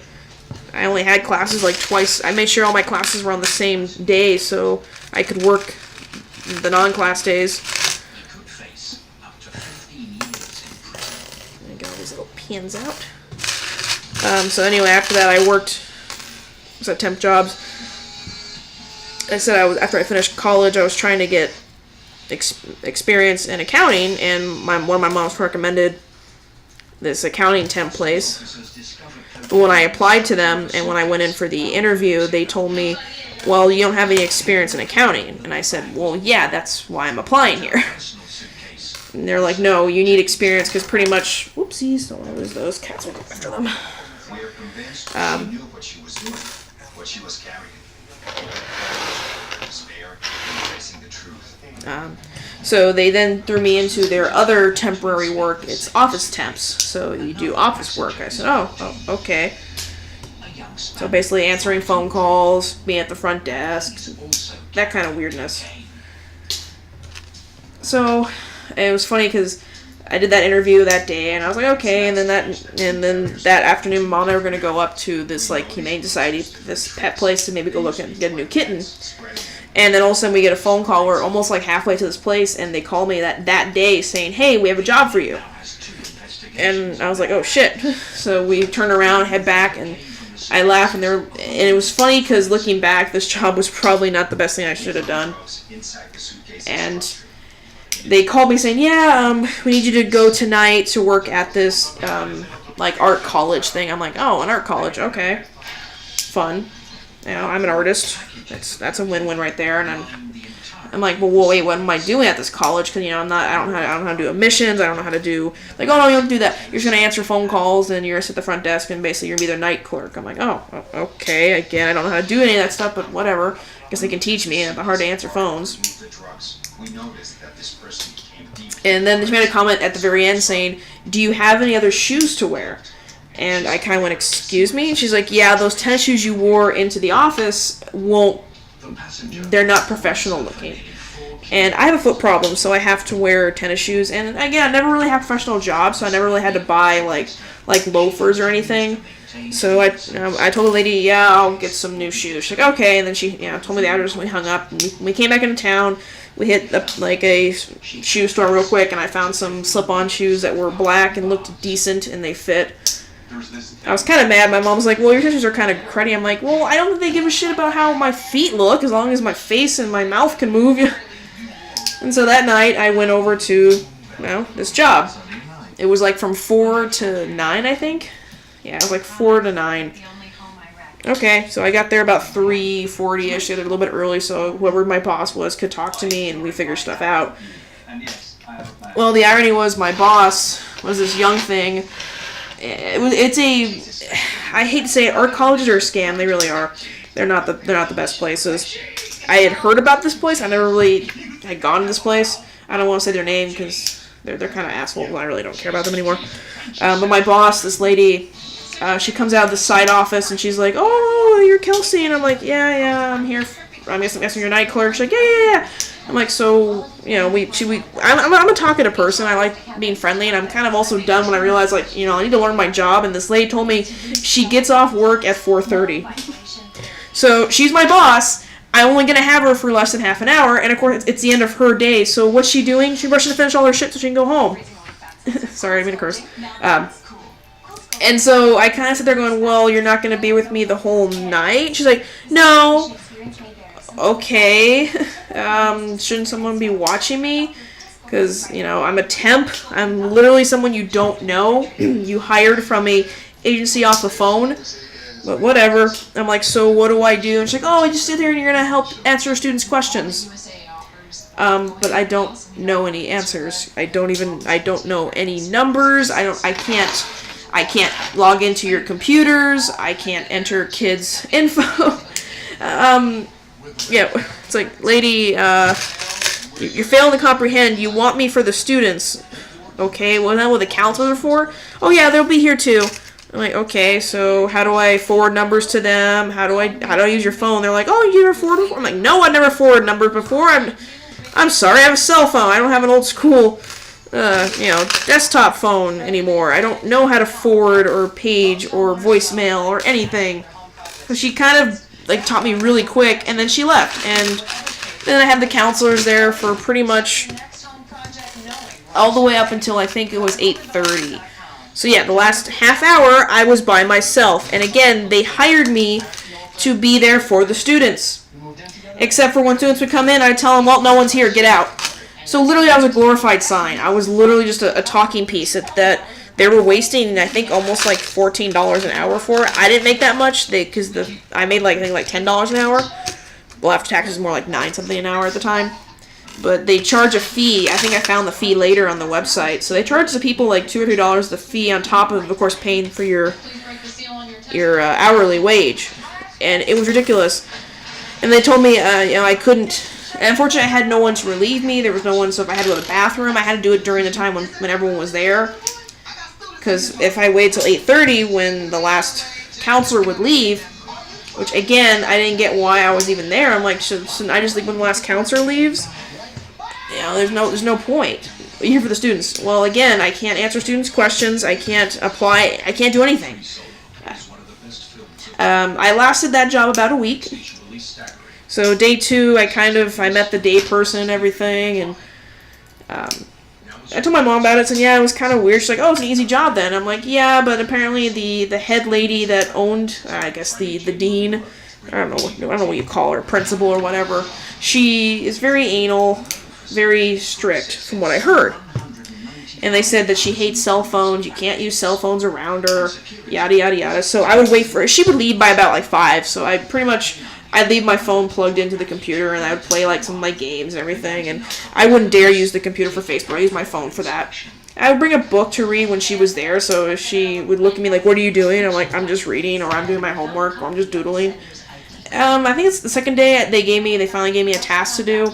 She gave me a bunch of piled paperwork to organize, and I guess I'm really good at what I do because I finished it within the first hour. And she was like, "That's supposed to keep you satisfied for like 3 days." I'm like, "You're joking, right?" Isn't that hard to organize papers? And then she was like, "Well, I don't know what to do. I don't make you do. I don't know." I said, "Okay." And I think it was like the 3rd or 4th day, I entered in for, well, because this school would send out mailers and everything. People or kids would fill them out, send them back. And so I was supposed to enter them into their system they would get like a catalog mailed to them or something like that, or schedule a phone call from one of the counselors. So I'd enter their info into the computer, and then I had to eventually print up a bunch of the mailers for them. Again, I finished stuff pretty quickly because it wasn't a big pile, and it wasn't that hard. I had to, for the mailers, though, download the Avery labels from the website. So I had to make up I gave them a fake email, and I was like, "Okay, cool. You got this stuff now." So anyway, I think it's like when the last day I was there, like the 4th day, I finished all these tasks already, and so I remember I looked into this main Dean Lay's office. By the way, it's all like on the same floor within like 10 feet of each other. It's like an open office area, but they have like little their inlets for the doors in their offices, and I was like in the middle with the desk near the front, and all the counselors would be behind me. But I looked in her office, and I saw like she had all these books just everywhere scattered. And I remember before she left, I asked her, I'm like, "Hey," for the day, I asked her, I'm like, "Can I organize your room?" And she's like, "Sure, yeah, go for it." And I was like, "Okay, cool." So when she left, I basically looked on her shelves and all the books that were on the tables. I organized them. I put them alphabetically, and at least put them nice, get back on the shelves. And it took me I think like 45 minutes to do that. I did it at the end of my shift because that way it was not as there's like 1 or 2 I think there's like 1 class that happens at like 8 o'clock at night there, and that was it. So it wasn't like there was only like 10 kids in that class, and very rarely would they come in. And again, kids ask me questions, I need to fill out my paperwork for my hours for my volunteer work, and I'd be like, "I don't know where that stuff is. Come back when everyone's here." One of those moments where I was like, "Well, I don't know where that is." Thank God the counselor would be like, "Oh, it's in her room right here." And I'm like, again, I didn't know anything. So, my last day, I came in early, like about 3:40 like usual, and I see all the counselors are in the dean's office, and they're all kind of like gathered around. Okay, maybe they're doing a meeting, like an annual meeting or whatever, like most schools do. Okay.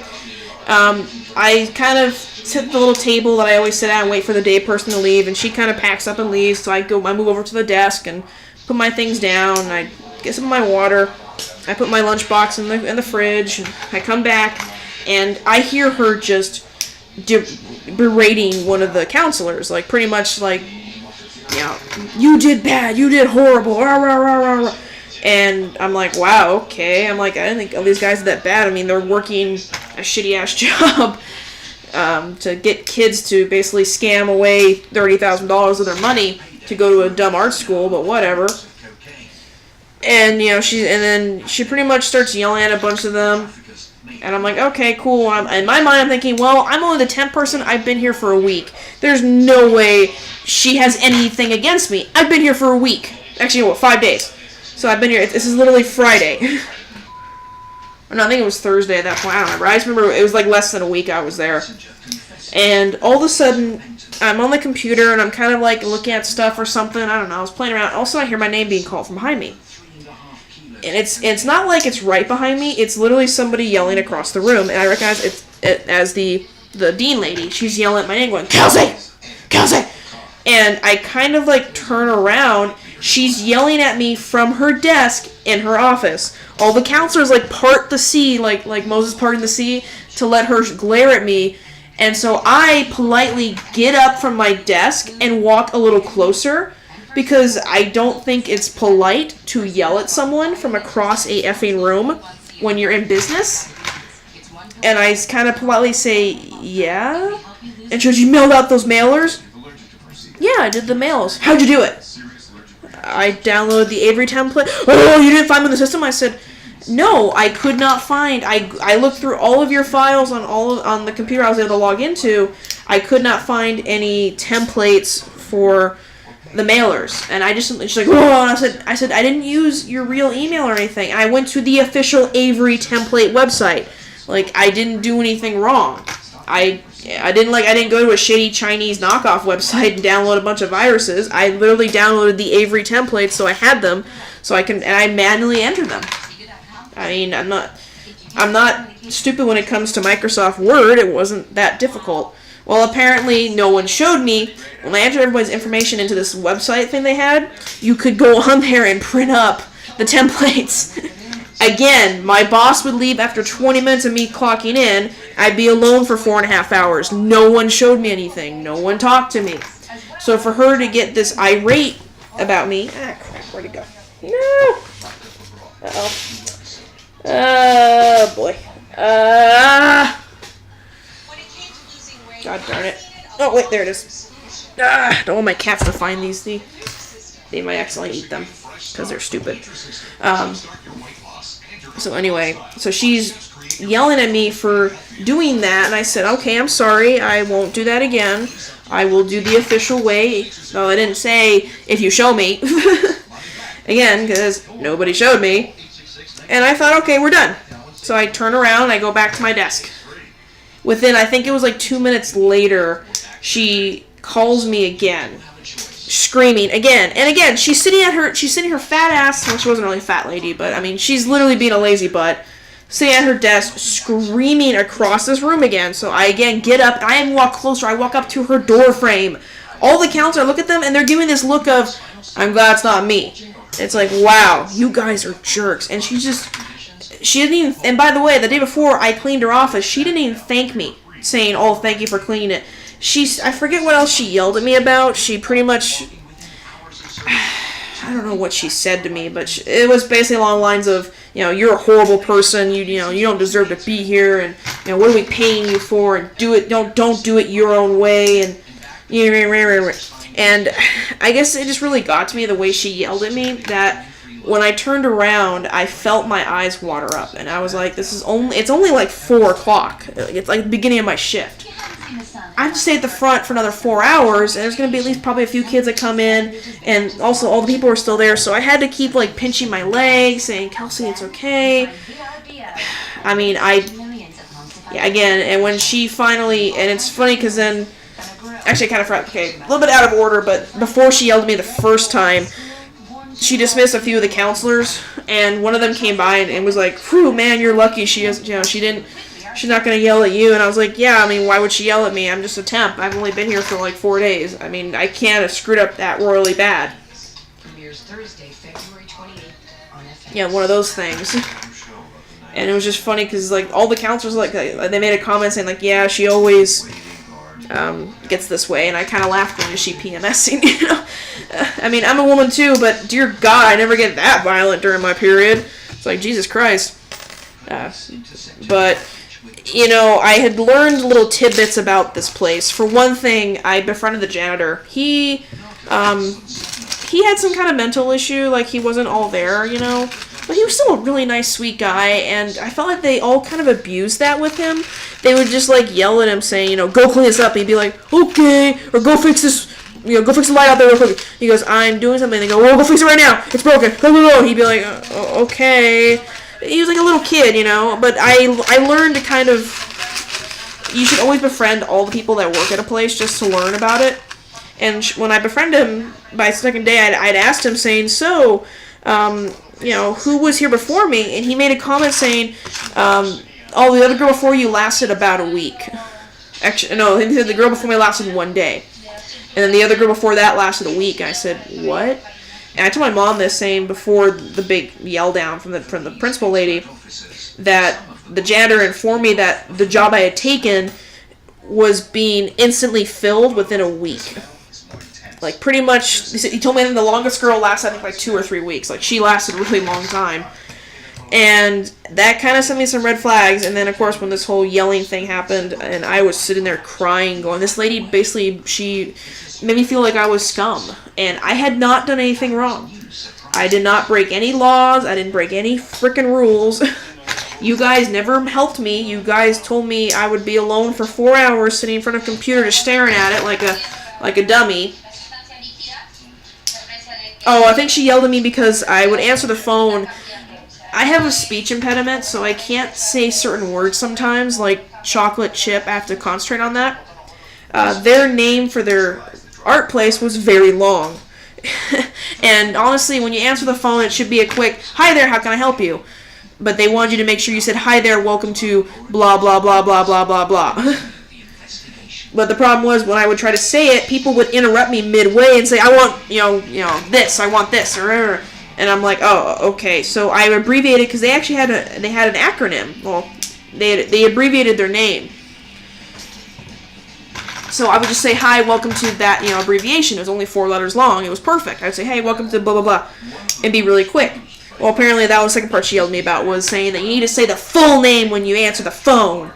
I mean, the phone didn't ring that often, and when it did, it was just, yeah, I got nervous, because you don't expect the phone to ring, all of a sudden it rings, and you're like, shit, I'm on the spotlight, I gotta act.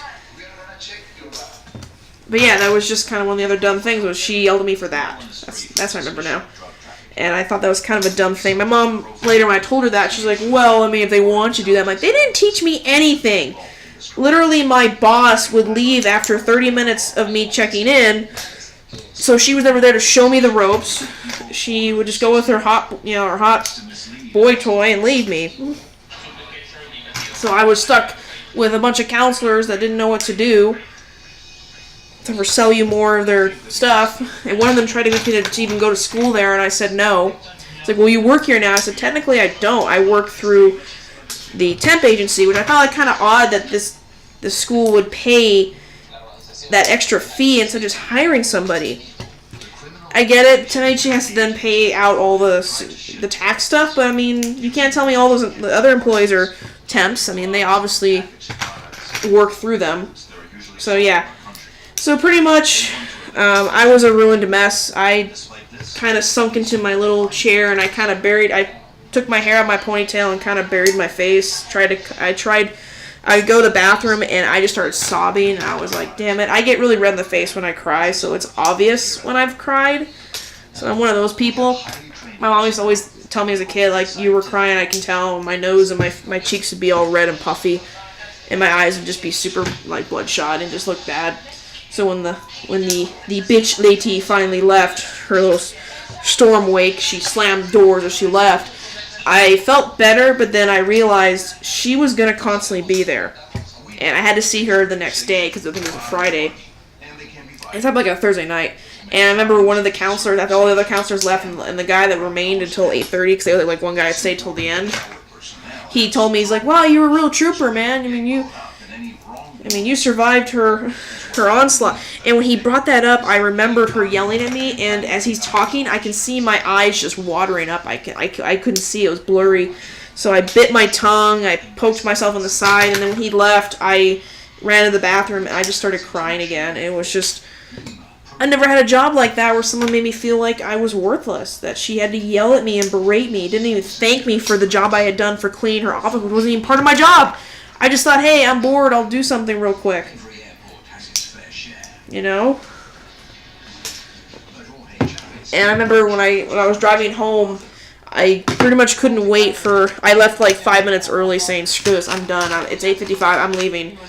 There was the janitor would always wave at me saying, "You can leave early, I won't tell anyone." I'm like, "Yeah, please don't." Because I knew they would be anal about that too, saying, "You didn't say till 9 o'clock sharp." And I'd be like, "And for what? To tell a kid we're closing in literally 30 seconds? Get the hell out." He'd always close up anyway. I had to lock up, so again, I didn't get why I had to be there. But I was driving home, I started sobbing again, and when I got home, my mom was just, she was like, "Are you okay?" And I was trying to tell her through my tear what had happened, and of course she was like, "Well, tough it out, just do one more day." And I said, "I don't want to go back to that lady. I've never been insulted in all my life by someone like that, and I didn't do anything wrong."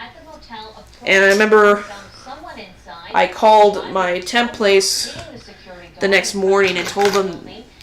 I mean, I hated it. I was crying up again. I was like, God darn it. But I told them, I said, I'm not going back there. And I remember I heard, well, you could tell the tone of the voice from the lady at the front desk for this place I worked for. She went from like joyous of, oh, hi there, how can I help you, to you don't want to work there now. And I get now why they called me that first day after my interview, because that girl had quit that morning probably, and they were scrambling to fill it, and everyone else was like, I'm not working there, I know the fucking assholes, I ain't going. Sorry, I'm gonna curse. But everybody else was smart. I was the dumb newbie that got thrown to the wolves. And I remember she was like, are you sure you can't at least do it today? Because it's going to be so hard for me. I kid you not. She was like, it'll be so hard for me to find you a replacement. And I'm like, that's not my concern. Like, that's not my job. That's your job. And she's like, fine. And she kind of hung up on me. And then I remember I got a call later from one of the counselors. And I didn't tell him I wasn't going to come back. He was just all like excited. He was telling me how they were considering maybe hiring me full time, and that they were going to start discussing summertime hours because it would change. I'd be probably like from like 3 to, or it'd be later. It'd be like till 10 o'clock at night. And I'm like, oh my God, no. And he's like, well, we can't wait to see you today. I was like, yeah. And Mom's like, what was that? I'm like, that was one of the counselors from the place. She's like, you didn't tell him you're not coming tonight? I'm like, nope. And it took me about, I think, a few days later, or so. It was about a week later, I got a phone call from the temp agency giving me another job. And I was very leery about this one. And they were like, don't worry, it's not an art college thing. It's a car dealership. And that's kind of how I started for almost a year and a half working at car dealerships as their front desk. And these ones, actually, I will admit, the car dealerships were so much better. I actually learned how to use the phones. I learned how to check people in. I actually had someone with me for most of the night show me, for at least the first day or so, what the hell I was doing. So I told him, I said, thank you. I said, my first experience with this place, with this temp agency, was literally nothing. It was like, you should know what you're doing. All done. Just gotta separate them out later, but I'll do that later. So yeah, that was my horrible experience working temp work. I did temp work for about a year and a half, almost 2 years, and then I finally got a job at a part-time food place, and that was almost a year and a half. Yeah, let me wash my hands because I am filthy. My legs a little bit. Linking terrorism to the southern border, and the president did not declare a national emergency as he threatened he might do. As for this unforgettable rallying cry, who's gonna pay for the wall? Who?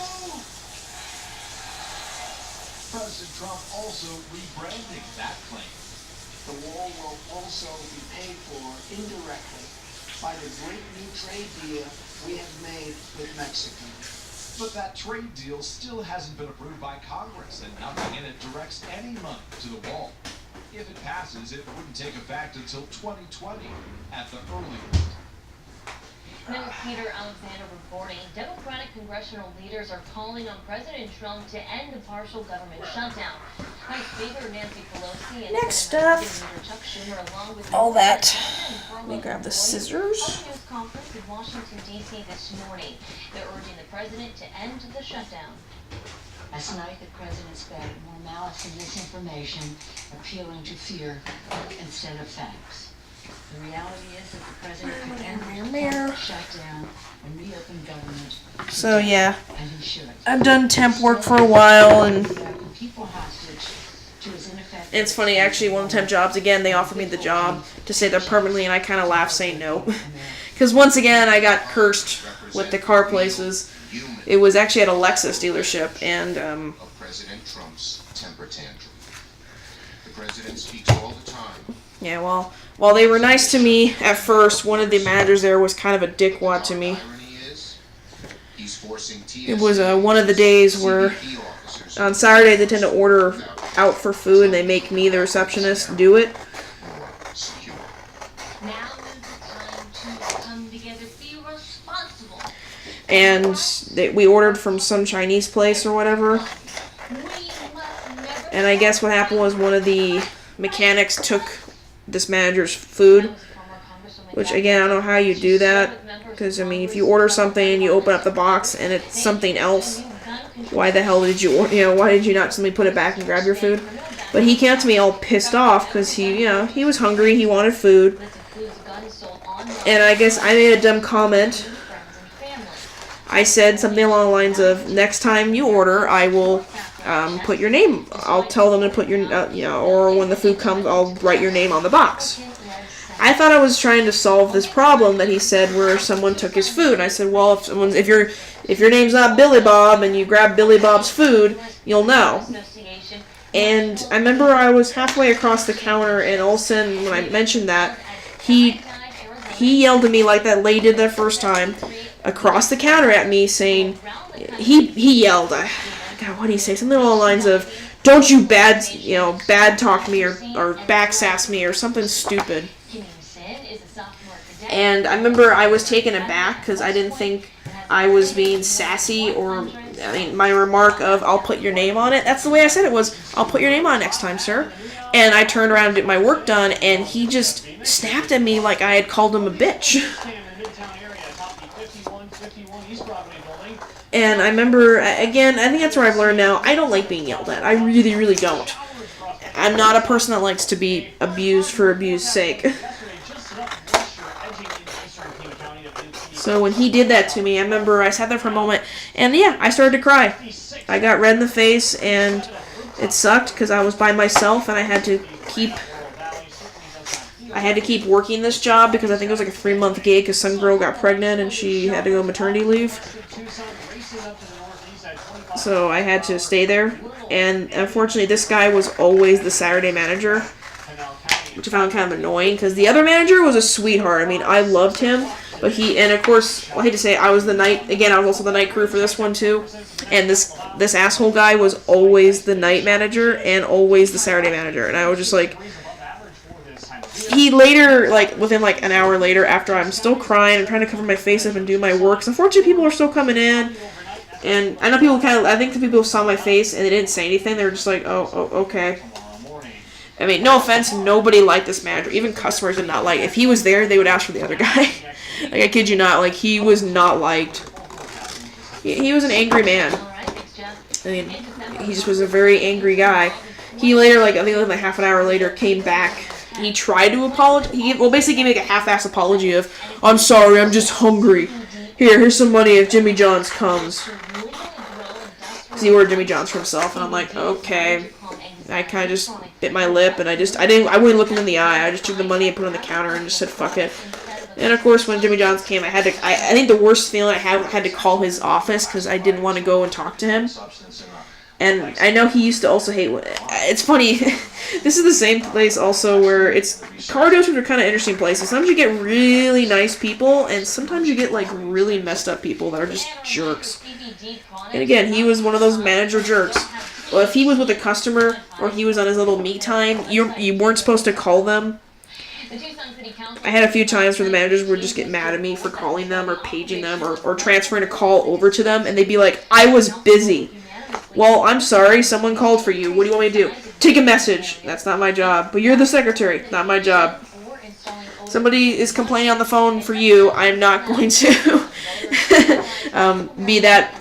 You can yell at them. You make them happy.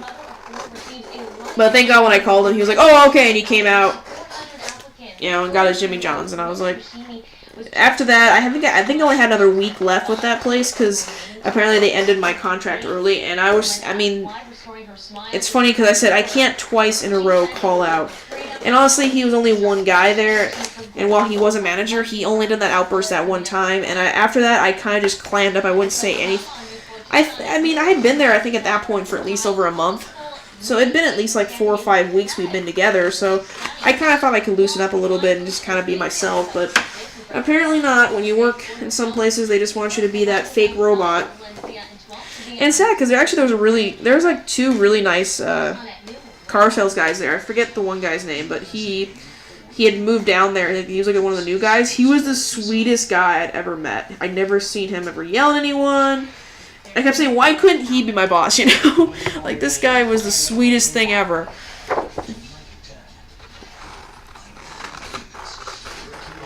So yeah, and I guess I am kind of cursed when it comes to having bad bosses, because even my other job at that food place I mentioned, I was there for over a year and a half. That one also ended on my boss screaming at me at top of his lungs from the back room, which, by the way, it's connected to the kitchen, which also connects to the front of the restaurant, so everyone could hear. He screamed, and I quote, "I was ruining his business." I never liked the man. He never seemed to like me. He was always bipolar.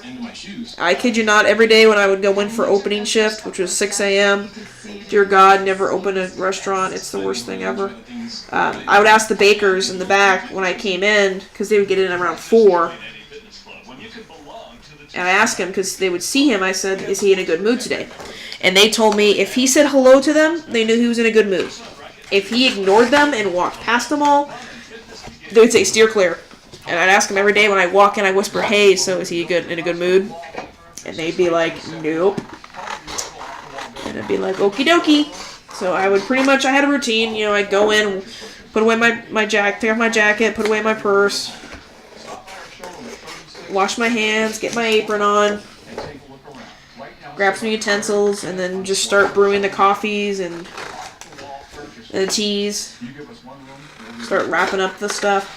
And he would always come out and complain, saying, "You're not going fast enough," and then, "Why isn't this thing done yet?" And I'd be like, "Well, I'm one person. I can't do it all."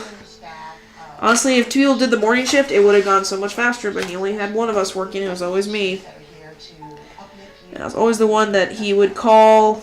I kid you not, within like 20 minutes. I live pretty close by this place, so it wasn't that bad, but my mom would always laugh, saying, yeah, my days off are always, I'd get up at 7 a.m. regardless just to see, and sure enough, by 8 o'clock, he'd send me a text, which I thought was kind of odd. My boss would send me a text, or he'd call me. I made his ringtone a certain ringtone, so I knew it was him. And typically by 9 a.m. if he hadn't called me, I would be lucky, but pretty much near the end, before I left, he had very unreliable employees. I was the only one where he could call. My mom always pointed out, saying, like, "Hey, Kelsey," he would call you, and you would, you would be there within 30 minutes. I would tell him, like, if I was home and I'm not wearing my uniform or anything, he'd be like, "Hey, can you get down here?" And I'd be like, "Give me like 20 minutes. You have 10. "Okay, thanks, boss." Which is funny, because when I first started working there, they overhired a bunch of people because it was a grand opening. And every time I used to have 9 a.m. shifts, so I'd get there, I get there a little early, like 8:20, and I would walk in and wash my hands and reach to get an apron, and they'd be like, "Oh, no, go sit down." And I'd be like, "What?" And they go, "Go sit down." Okay. And I would go sit at one of the booths right next to the counter with my other coworkers, who'd all sit there and be like, "Yeah, they told us to wait too." And I'm like, "What time was your shift?" They go, "I think it was at 8 or 8:30. I'm like, "Well, I'm here for the 9 a.m. shift." And we'd look, and they'd still have they had a bunch of the hiring managers, and they had 2 or 3 other employees already back there running around. And so, okay, I thought, I looked it up later, and I realized with restaurants, they're not like other places, so they can keep you on standby, because restaurants will have peak hours. Retail kind of does too, but restaurants definitely. You have the lunch rush, you have the breakfast rush, you even have a slight dinner rush. That's the problem, is that they can keep employees, though I think it was kind of mean. We would wait, one time I waited upwards of 2 hours. I kid you not, I sat there in that little booth for 2 freaking hours. I would wait about 45 minutes, and I'd be more like 30 minutes. I would get up and ask my boss, "Do you need me? Because it's 9:30. It'd be like, "Okay, well, now it's 9:30. Now it's 10 o'clock. It's like, so why don't you simply change the schedule to be more, more aligned with that then? So, okay, so you set me up for 9 and you don't need me till 10, they'll change it till 10 o'clock. He wouldn't. We'd still show up at 9. And then they pretty much would come over and either tell me to clock in, or tell my other coworker to clock in, or tell me to go home. And I would say for the first 2 months of that job, I got maybe at most 8 or 9 hours, while my other coworker, who I'm pretty sure my boss liked a lot, he had over 48, 50 hours to the point where I think he almost had 60. He had 62 hours, I think, at one point, and they told him they don't pay overtime, so he legally could not work anymore. And that pissed my boss off because he was like, I love this kid. No, it's okay. After about 4 months, when they gave him a pay raise, this kid was part of some church group thing, and so for when he turns 18, he has to go to the poor countries and give his service to them or some weird bullshit. Sorry, I'm gonna curse again. He has to give them like his hours for like 2 or 3 years. So he had to leave. I remember my boss, I think my boss was like in tears crying because he loved this kid. And we're all pretty sure this kid would have been a manager within like 6 months, which is really sad because we all were hired at the exact same time. That's why I kind of got mad, because he was hired on the same time I was, and yet I was being treated like I was a retarded child that nobody wanted. And I'm not a stupid person. As long as you show me what to do, I will learn it and do it. It was just really sad. So pretty much when everyone got eliminated, I was the last one standing, and my boss never liked me. And it's funny, I think it was like a couple months, it was like almost like a year after I had forcefully quit, I ran into one of my old coworkers at a T-Mobile. I was getting a new phone at night, and she was there, and she was like, oh, hey! And we kind of were talking a little bit, and I kid you not, she made the comment saying, yeah, it's kind of weird that our old boss really hated you, and he really liked me. And I'm like, yeah, and you would always show up super late. You were literally missing for 4 months, and he didn't fire your ass. She's like, yeah, I know. It's like, he really liked me. He had a thing for you, man. He really hated you. So it wasn't just me, it was literally other coworkers knows it too, that my boss really hated my guts. Even though I was the most dependable person he had. I learned every job I was taught. And I never, I had a few complaints, but I mean, who doesn't get complaints when you're the only employee working? If you're the only employee working, guess what? When the customer goes, you only gave me 0.05 ounces of meat. I wanted, I need more.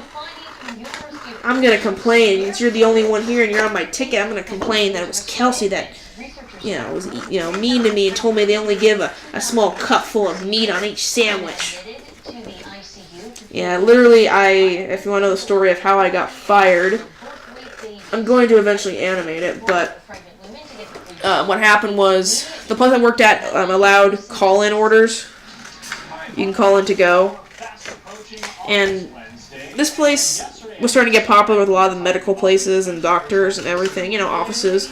They always call in for their lunch orders. And I didn't take her order, my other coworker did. And even my other coworker, I remember when she hung up on him, she told me this lady sounded like a bitch. Like, she was very anal about stuff, and I was like, oh, goody, goody, gumdrops. I'm glad I didn't answer the phone. She's like, yeah. She was, my coworker, the one that took the phone call, she was very laid back. She's a very chill person. I mean, pretty much your friend that does drugs kind of thing. Like, she was cool. She was an okay person. So anyway, and then I remember, I think she called again, and then my, one of my second bosses answered it, and even she said, God, that lady was a jerk, because she called about her order again to make sure we got it and everything, and okay. Well, we also tell people all the time, and also I think common sense is you don't order shit at noon and expect to be ready when it's a small restaurant and everyone else eats at noon. Like, why would you do that to yourself? So anyway, I was the only one on the registers, and I happened to look over at the to-go area, and there's two ladies standing there looking kind of decently dressed, and one is basically doing the thumb tap on her shoulder and looking around and glaring at everyone. And I'm kind of like, okay. So I get on the headset and I page real quick to my other coworkers and my second boss saying, hey, there's some ladies standing at the to-go counter. And they're like, oh shit, it must be the to-go order. And they're like, well, we're busy right now. We're swamped with the... And I said, yeah, I'm stuck at my counter. I can't help them. And of course they see me and kind of like they always like come over to the main counter and we always tell them we can't take your order because the way the computer's set up is that we always logged into the one computer at the to-go counter for to-go orders. So it has them in the system. If you log into the normal computers at the register, those are meant for just regular transactions. So I can't pull up your... And also it just makes the line get longer because I have to then keep you there and, you know, it's like, it makes you just... I know it sucks, but you order to-go order and it's not going to be ready. You have to kind of suck it up because you're the idiot decided to do that, but... I remember it was my... I think either I answered or my coworker eventually went over to them. And I said, hi there. I think it was me. I said, hi there. How can I help you? They're like, we have to-go order. And I'm like, okay, what's the name? And they tell me, and I remember the one thing they said after I said, okay, you know, what's your order? And they said, oh, we want to separate the order out. And I was like, what? Normally when you order, you can separate a checkout, but there is a limit to how far you can separate out, and it's nicer to tell us in advance before we finish the order we can divide it out then on the computer. And this lady, I looked at her and I was like, okay, well how many ways are we splitting it? And she wanted to split it, I think like almost 8 or 9 ways. And my mind was just flabbergasted going, what? Like, normally when you buy for your office, normally your office people, you pull together your money or you put it on one person's credit card and then that person will either get paid back by all of you or you just say, you guys get it next time kind of thing. I mean, that's a normal reaction, right? Like, a normal business, that's what you do. But these girls were just like, no, we always pay for each individual thing. And it's like, well, that's going to be a problem. And she's like, why? I'm like, well, because I have to separate them out now and and the computer won't let me go to a certain point. I was trying to explain this to her, and I think the worst part was this day was also a day I was supposed to be off. Like, it was one of my days off. I kid you not. Like, literally, I think I got called in that day because, again, the one coworker said, oh, yeah, I always called out. She always called out. Yeah, she had a kid, but she would just constantly flake, and it was just so annoying. Like, she'd work, like, maybe 2 days a week if she did. I worked 6 days a week, pretty much. So, yeah, I was a little PO'd that she would always get away with being this cutesy little hee I get away with it. So, yeah, I deal with this, you know, this bitch lady. And somehow it took me forever. I remember my other boss was yelling at me saying, where are you? Why aren't you at the front counter? And I told him, I'm dealing with the to-go order. And they're like, you're still dealing with it? I'm like, yes. Like, don't yell at me. I'm trying. And I remember, I guess the ladies picked up on my irritation that they wanted me to divide this out by 8 people. And I told them eventually I couldn't, the computer, I guess, maxed out how many lines of code it can even do. And it pretty much forewarned me that I couldn't go any further. So I told her that, and she was like, fine, whatever. You know, here's this card, charge it for this. And, well, I think she wanted me to read off every item, too. Like, I had to read off to her every single time I would take it off and put it on. She'd just be like, read off again. What was that item? I said, ma'am, don't worry. Read off again. I want to make sure you got it. I said, ma'am, they are. Okay, fine. It's like, God, you little anal bitch. Why did you order from us then? Why didn't you order from a thing you use a website? Like Payway or something. Whatever. And eventually, I think it took me like over like 20 minutes to get this lady's order done. Which by that point, all the food, the poor cook at the behind there he was the only one doing those orders and everyone else in the restaurant. Eventually I got my coworker to help me bag it all up real quick, and then I had to re-show her all the food, because she's like, I want to make sure it's all here, and I'm like, oh my god. So finally she left. I was like, oh my god, finally that's done. So I never had to deal with that ever, I don't want to deal with that ever again. So I'm doing drive-through and everything else, and then we get a phone call. And I think it was my coworker answered it. And then eventually she called over the secondary manager and she answered it. And I can see her face just get contorted, and she puts out the fake smile and answers it, and then she comes back and she's like, she's like, it was the 2 ladies from before. I'm like, oh my god, not them again. Like, what did they want? She's like, well, apparently we forgot their drinks. And I remember I looked over at the counter, and I don't know if... But it's funny, they had so much food, but they only had like 2 combos. So they only had 2 drinks, like 2 large sodas. They were worth like, what, like $2? Okay, sorry, we forgot your drinks. no big deal, you know, we just kind of, yeah, she told them, like, look, you know, come back, we'll figure something out, or something like that. Whatever. The phone rings again, I'm near the phone, so I answer it. It's them again. They called like 3 times.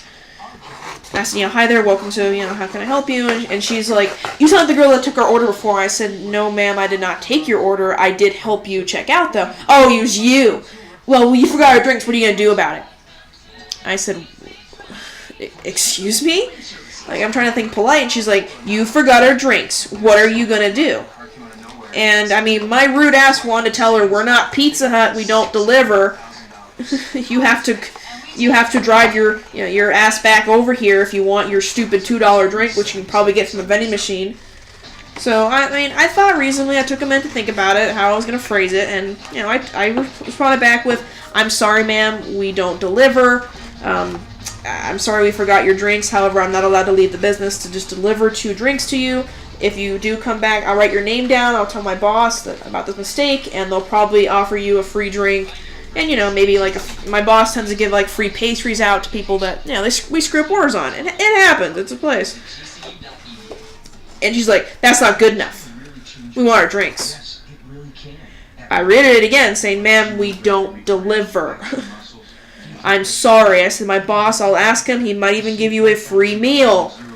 You know, I mean, I've seen my boss do that because he wants to appease everyone, so he would give out, like, I mean, I said, we can give you a couple free pastries on your next visit. I'll write your name down. We'll put you down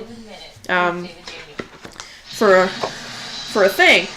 And she's like, and I remember at this point my brain thought, well, maybe I can try to appease her, or, like, her humanity. And I said, you know, by the way, ma'am, this is my day off, you know. And she's like, well, I don't care about that. That's your problem. And now I said the same thing to, I remember I said the same thing to the 10th person, but that was her job to find someone to replace me. To say that to my face when I'm saying, look, you know, I'm here on my day off, I get it, you know, I'm cranky too, I tried to help serve you best I could. I got her name and her number down, and I wrote a note to my boss, who was on his phone at the time, and I kind of put on his desk, and I said, yeah, these ladies, they came in earlier for a to-go order, I'm sorry, I screwed up, I forgot their 2 drinks. I didn't forget any of the food, though, so they did get their food. She called, and it's funny because, like, the other manager also, you know, answered these same ladies, and she's just like, she could vouch saying, yeah, these 2 ladies were 2 bitches. I mean, they obviously wanted something. They called 4 times for what already a manager told them, we can't do anything, we don't deliver. You can come back, and they're like, we can't come back. Well, then we can't do anything for you, lady. You know, it's like, I know it sucks, but it's like, we can't do anything. We're not Pizza Hut. We can't drive out to you, because it'd be my personal vehicle and my gas. Are you going to pay for that?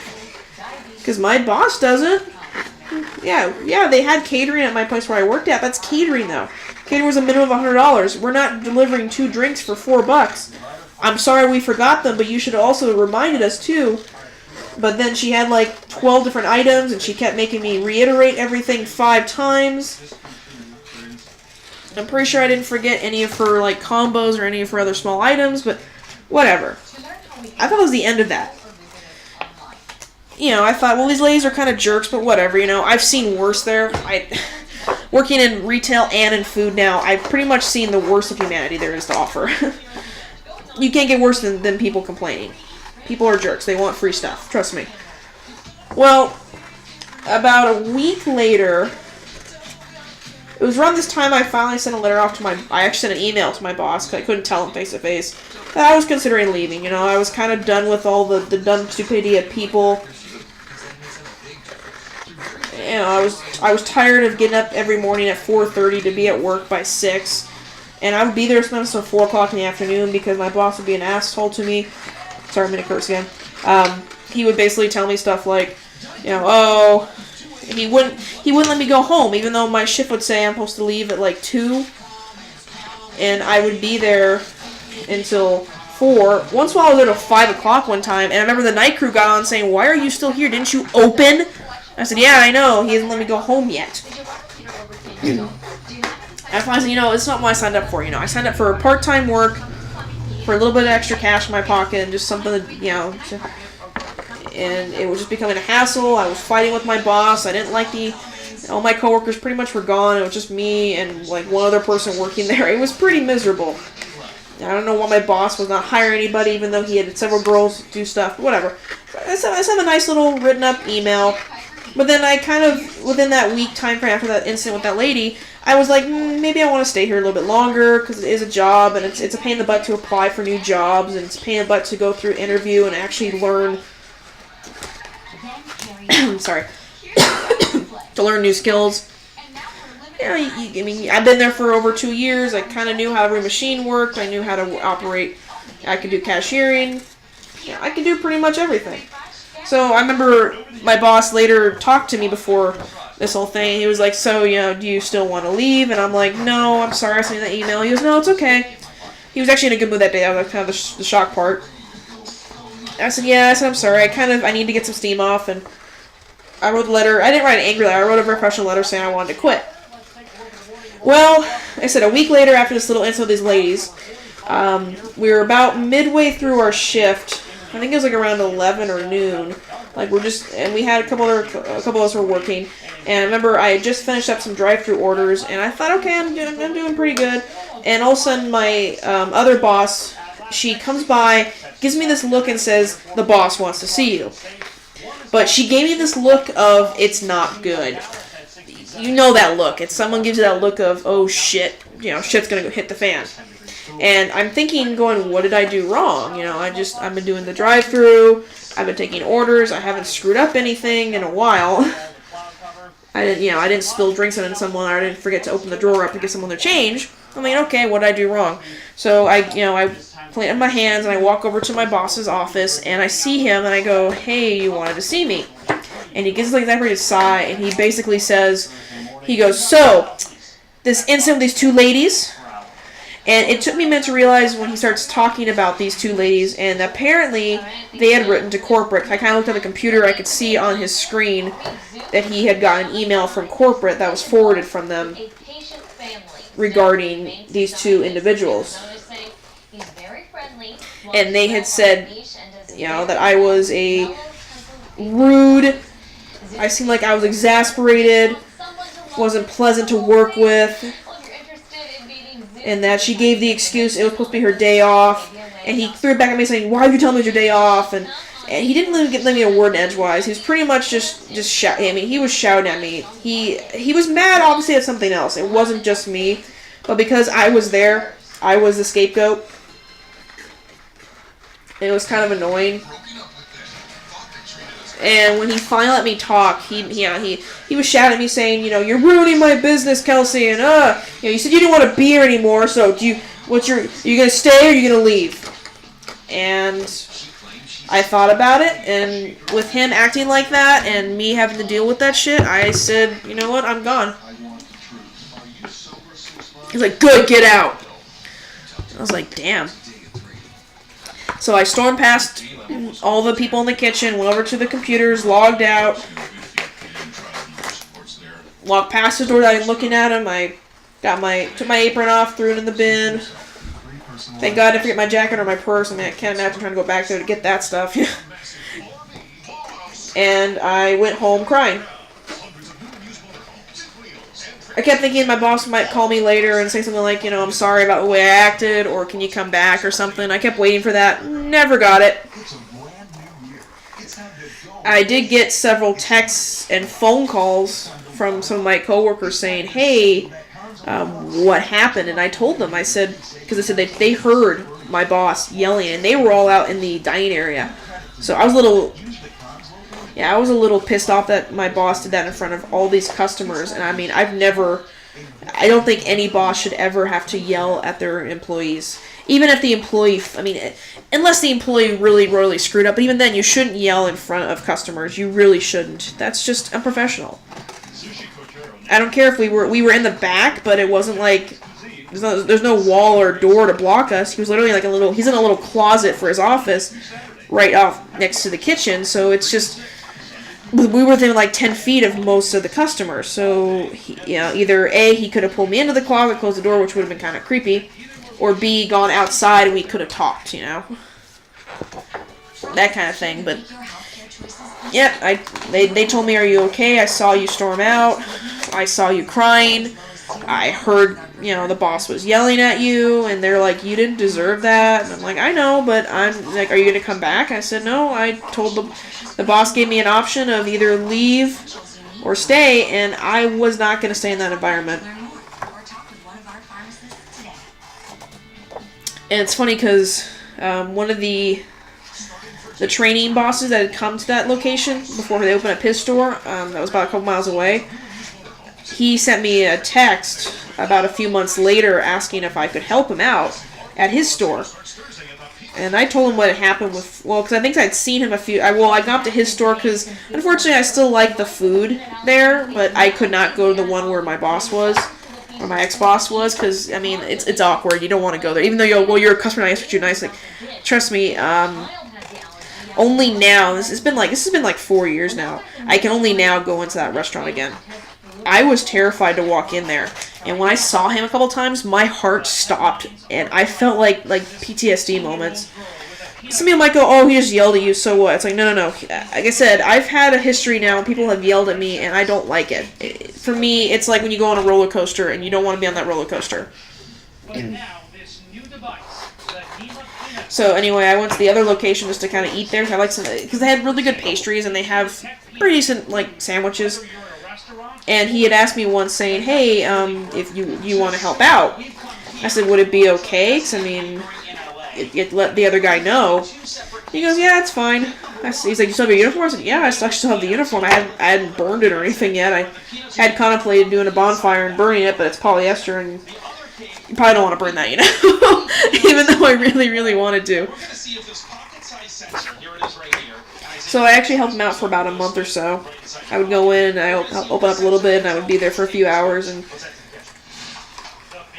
the only sad part was his store eventually closed this last year because of the company realized they weren't making any money at his store. And I remember I talked to him before they closed it, and I said, "How do you feel about that?" He goes, "Well," he's like, "I had to move all the way out here from Utah with his family, and now he has 2 kids." And I was like, "Well, did the corporate offer you another job?" He goes, "Yeah, they actually offered me a corporate job back in Utah." And he's like, "I'm kind of comfy being here in Arizona now. It's like I don't want to move." So I don't know what happened with that guy, but he was a really sweet guy. So I started going back to the other restaurant because it's the one that's close by, because I like eating there still. And I've noticed for the last, I would say, maybe 6 months, my former boss is not there anymore. I haven't asked about him because I don't care, but I have not seen him at the front counter. I haven't seen him taking the van out to do their bank stuff. I've seen one of my other coworkers still there. I think she's a manager now, so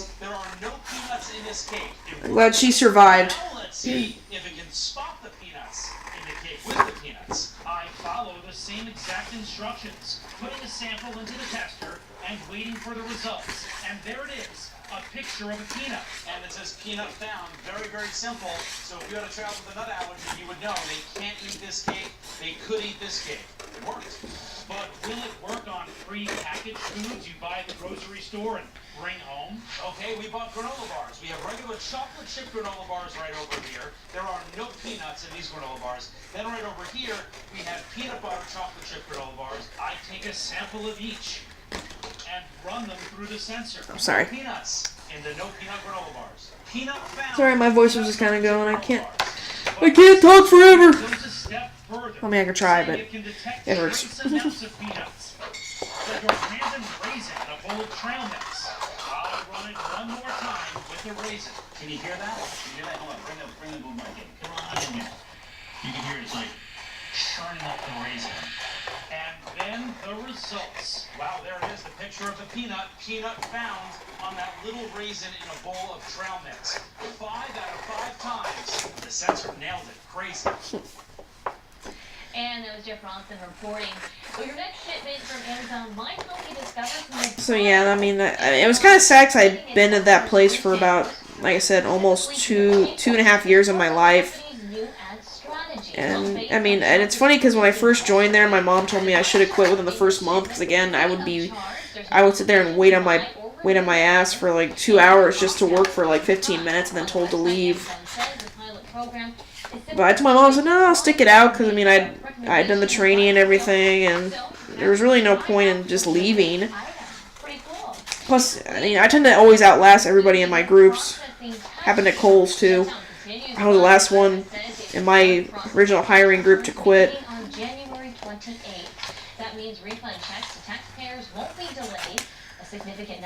Let's say right now I'm just cutting out my heroes on a stick. I draw the faces on the computer. Run up onto photo paper so it looks kind of nicer. And then I super glue popsicle sticks to the back.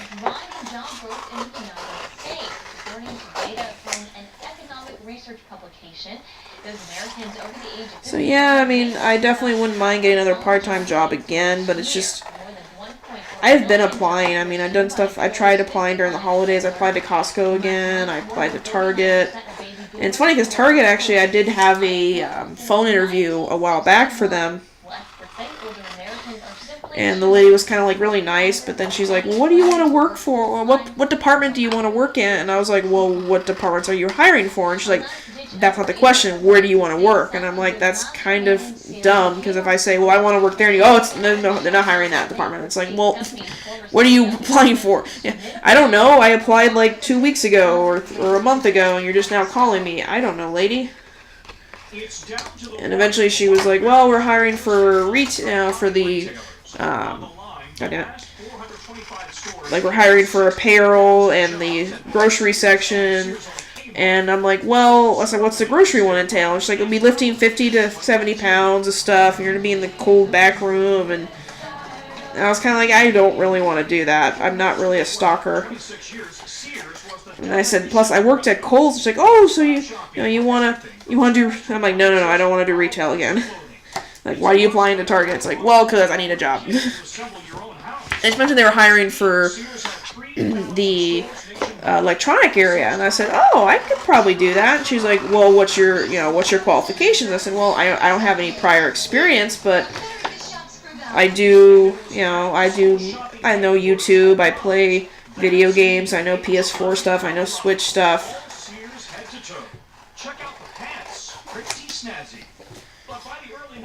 So it was just kind of funny, and then she was like, but do you have any experience in that department? And I was like, no.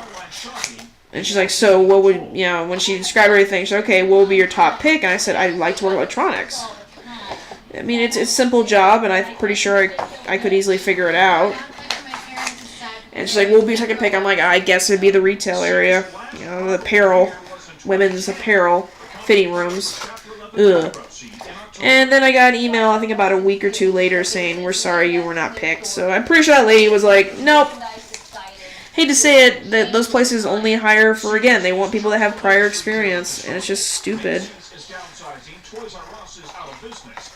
Claire's, Brookstone, Nine West, and Walking Company all filed for bankruptcy last year. Now, former CEO Eddie Lambert is making one last push to keep alive a shrunken version of Sears. I'll say this much, definitely it's not easy getting a job anymore. Hi, Vinny. It's just funny that even now,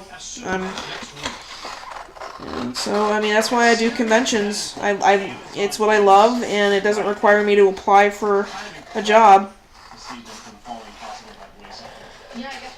I mean, downside, I don't have any health insurance or anything, but I have to pay out of pocket for all my dental and everything, but I have 2 loving parents that are helping me out. I have some good friends that support, so it's not all bad. So all those fun stories to hear about people in retail, it's like, yeah, I mean, I hate to say it is true. It's kind of, I guess you could say from all my experience, I've also learned to appreciate people in retail more. So I always feel bad if I go to a store and they're taking some time because maybe a customer's kind of being a jerk or something, or someone's being super needy, and the employee will come up to me and say, I'm so sorry for the wait, we'll be with you in a moment. And I'm like, it's okay. And they seem to ignore me saying that. And they're like, it's okay, it's okay. And they're acting like they're panicking and freaking out. And it's just like, look, it's okay. I'm one of those rare people that, hey, I work this shit. I get it. I'm not going to force you to, you know. Like, personally, I'd rather you not be that fake smile at me and playing that game. I've only had a few complaints about places in the past.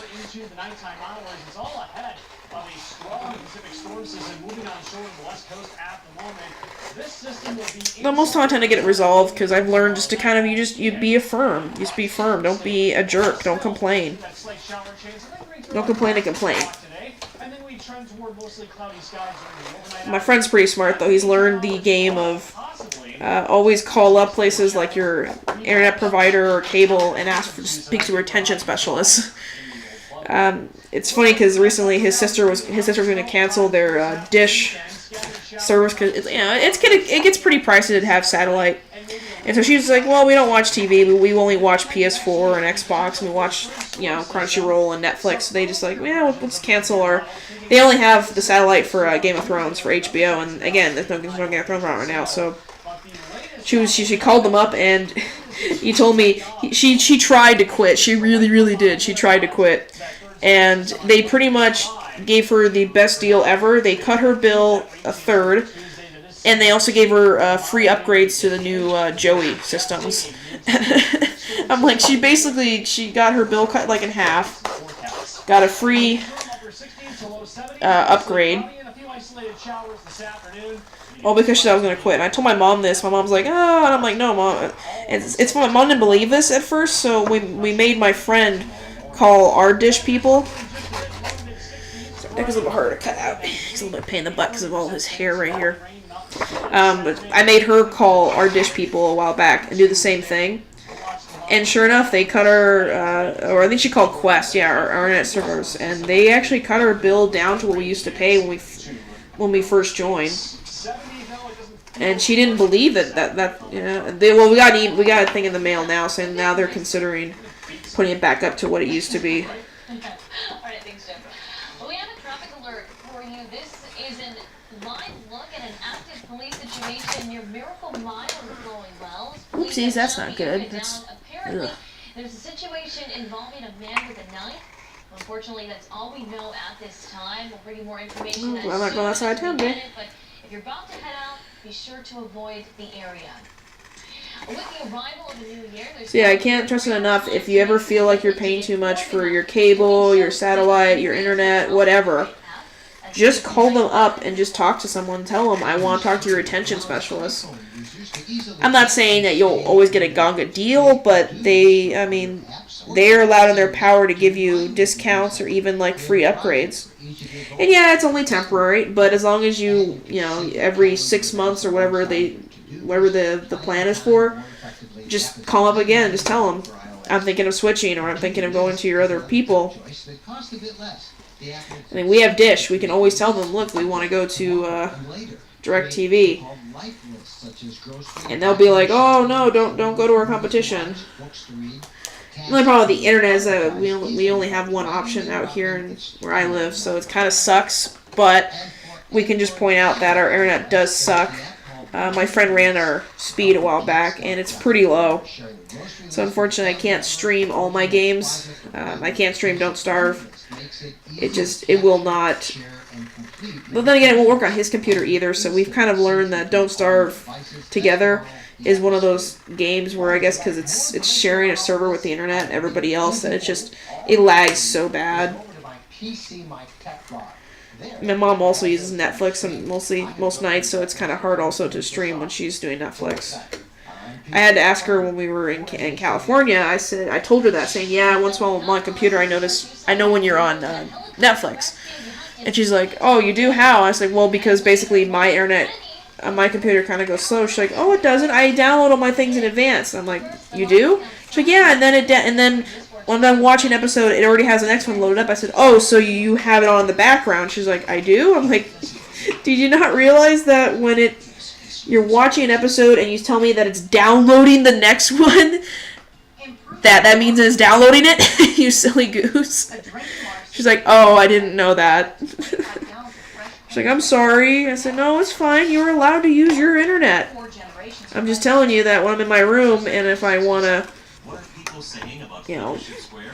It's Tucson's ultimate destination for if I want to do something like that, like stream, I can't because, even better. With newly upgraded apartments and a new fitness center at Fellowship Square. yeah, because it's, the internet gets really sucked up by that. I try to explain to her, like, the internet is like drinking a soup, a thick, like, clam chowder soup through a tiny, like, one of those tiny straws you get with. 5537 today. Sorry. Ah, everything falling. Okay, well, I tried. I tried. I'll put a pillow here. So yeah, it's like they're drinking through a straw. So it's just like you have to kind of I'd explain to her that, you know, our internet is really bad out here, and she doesn't believe me. So it is. You really can't do anything about it because we live in an older side of town. So it's just the. My friend lives in the newer side of town, so of course he gets the faster internet speeds. Because it's a newer part of town. I will admit, yeah, his internet's really fast, so. Tonight, Wednesday's most watched and loved dramas return. Chicago Med, Fire, and PD return tonight on NBC. Life was a huge struggle. I never had a home of my own. So yeah, I'm probably gonna stream for a little bit longer, and then I need to get in the shower. I'm a stinky mama. No, I don't really stink. I didn't shower last night, and I'm like, I don't want to go out, meet my friend tonight for dinner, and I'm like, I don't want to go out like with my hair in a ponytail and all icky. They got her all the medical care she needed, then sued the driver and the bar he was drinking at, and they got us $1.2 million. Thanks to Zane's law, she's fully recovered and living a normal life. It's true. They really do take care of everything. The call is free. And we take So yeah, I started doing conventions, I think when I was about 16 or so. I think I was 16. I know I could drive. And there was a convention that started actually here in my hometown. They originally started out as a 24-hour con, which... This is when I was about 14 or so, I think, when they finally... I remember I went to one of those FEM events, like one of the Death Note movies, and this person was handing out these little flyers while we were in the movie theater, and I was like, wait, what? There's actually a convention here within my backyard that I can actually go to? Because when I was a kid, the only conventions I ever heard about were the big ones like San Diego and Anime Expo, which, I mean, I'd gone to Disneyland, but I'd never been to these conventions. I mean, my mom was very leery about this at the time. She didn't like my animes. Yeah, she still calls it kind of funny stuff. She used to always call it the big boobed screaming series, because I kid you not, like every time she came to my room, it would be like one of those scenes where the girl was like yelling baka, and it'd be like one of the big boob girls, and it was always funny because my mom would always walk in at that moment. And I would tell her, there's more to this series than just that, and she'd be like, yeah, sure. French Alps shows an incredibly daring helicopter rescue. A group of skiers called for help after a member of their party became injured. So it was just, so I remember the first convention that was coming here, it was a 24-hour convention. I didn't know at the time about Artist Alley. I didn't know that I could sell stuff, you know. So I was like, okay, cool. And I told my mom about it, and she's like, I don't know. I'm like, well, just drop me off. It was a 24-hour one, so it was kind of weird, but I didn't say 24 hours, obviously. It was at a hotel in my downtown area, and I remember I bought a costume off of eBay. It was like Vampire Night, because I was really into that. I think I still have it in my closet, I think. I don't think it fits anymore. I think I've gained a little bit of weight since I was 14. I'm not as skinny and cute as I once was. I guess you wanted to see. See, I cut it all out. It's all cut out. It's all pretty. Got a few more, and then below it you can see stickers. We'll start doing stickers. Yay! Cute. So I remember I went to it, and it was just my first ever con experience. And I remember it was just, I didn't know what to do, and I remember, if anything, I spent most of the time in the little tiny, it was like a little alcove, because it was a very small hotel, they didn't have much. It was a little vendor hall. They had one guy that was selling the Ramoon drink, which was my first time experiencing those, all the candies and everything. There was one guy that sold stickers. There was like another girl that had her prints. And I talked to the sticker guy quite a lot. And I remember I asked him a lot of questions. And I was probably like one of those weeaboos that he probably was like, oh my god, like leave me alone. But I bought stickers from him, which I'm sad because actually I put one on my car. I still have that car, by the way. It's my Jeep. The sad part was I put one of his stickers on the back of my hatchback, and I had an accident a couple years ago. Somebody rear-ended me, and they had to replace it. And so I lost my first sticker I ever got from a con. It was actually the Fullmetal Alchemist, the evil guys, their weird like snake symbol thing. I forget what it's called now. But I had that on the back of my car, and I'm like, oh. But it's funny because actually I still have the first ever sticker I ever bought from that guy, though. I put that on my gas tank. It's really faded now. It's actually a chibi drawing of Ichigo from Bleach. It's a really chibi drawing. I need to get a picture of that sometime and probably post it online. But I mean, it's funny, but talking to that guy that weekend, I really felt this weird connection, and it was like a spark lit up, and I said, I want to do this. And it's sad because I remember I tried playing in the game room, but it was a little tiny room, and I kid you not, by the end of the... I went to the con like around, like, I think it was around like 10 or 11. I left around like 4 or 5. My mom was kind of leery about me staying out late. When your parents are retired cops, well, now they're retired, but at that time they were still working, so they, police, they don't know this place, this is a strange event, and their daughter's going there. They tend to get very paranoid, and they don't let me stay out late. My mom still is worried about me, which is cute. But by 7 o'clock when I left, so 5 o'clock when I left this little event, that game room stunk. I mean, you walked past the hallway to that game room, and it reeked of BO. Just that foul stench. I remember I gagged. I almost puked. So I was like, well, I'm not going in that little game room.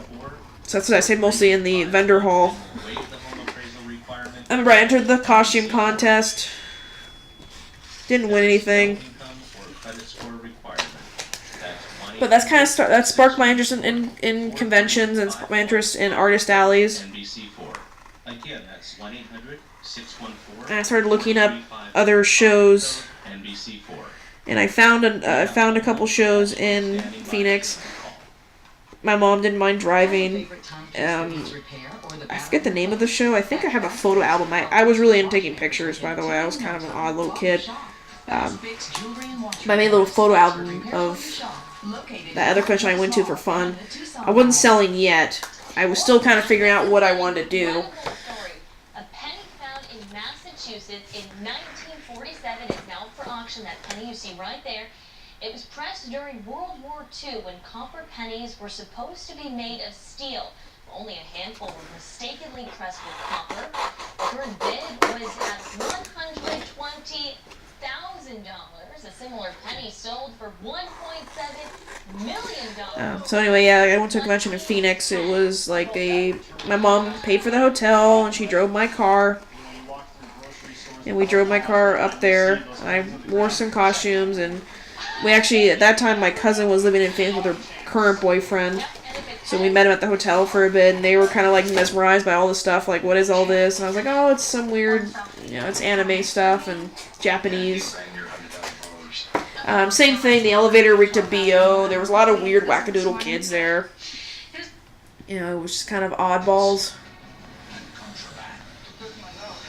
And I went to the artist alley a lot, and it was always fun to explore. And I would talk to a lot of the artists, ask them how they apply, and they would tell me, yeah, they post the application, you just pay a fee, and there you go.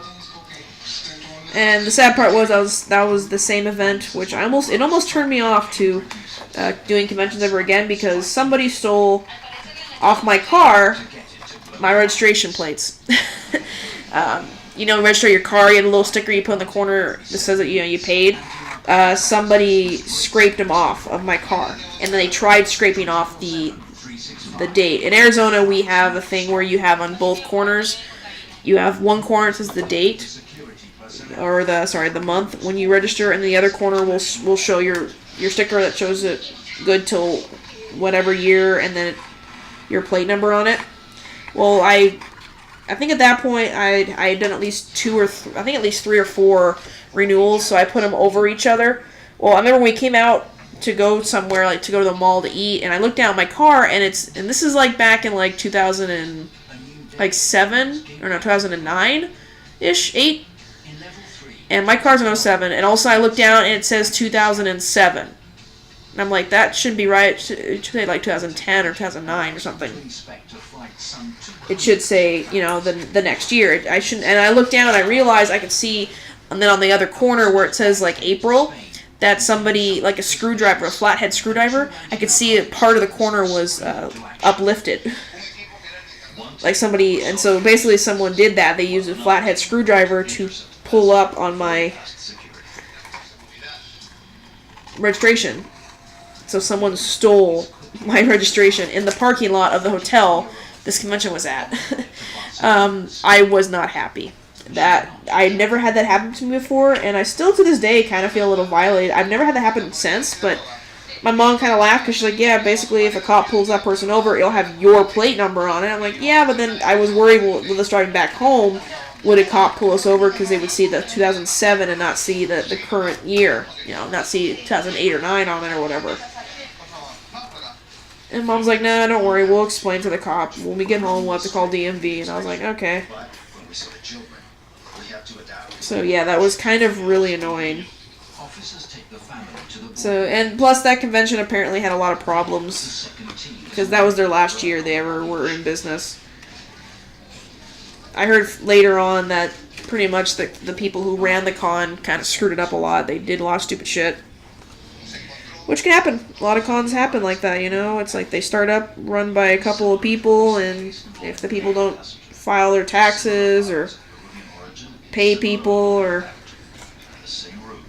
it's fine. Like I said, I never had my plate registration stolen before.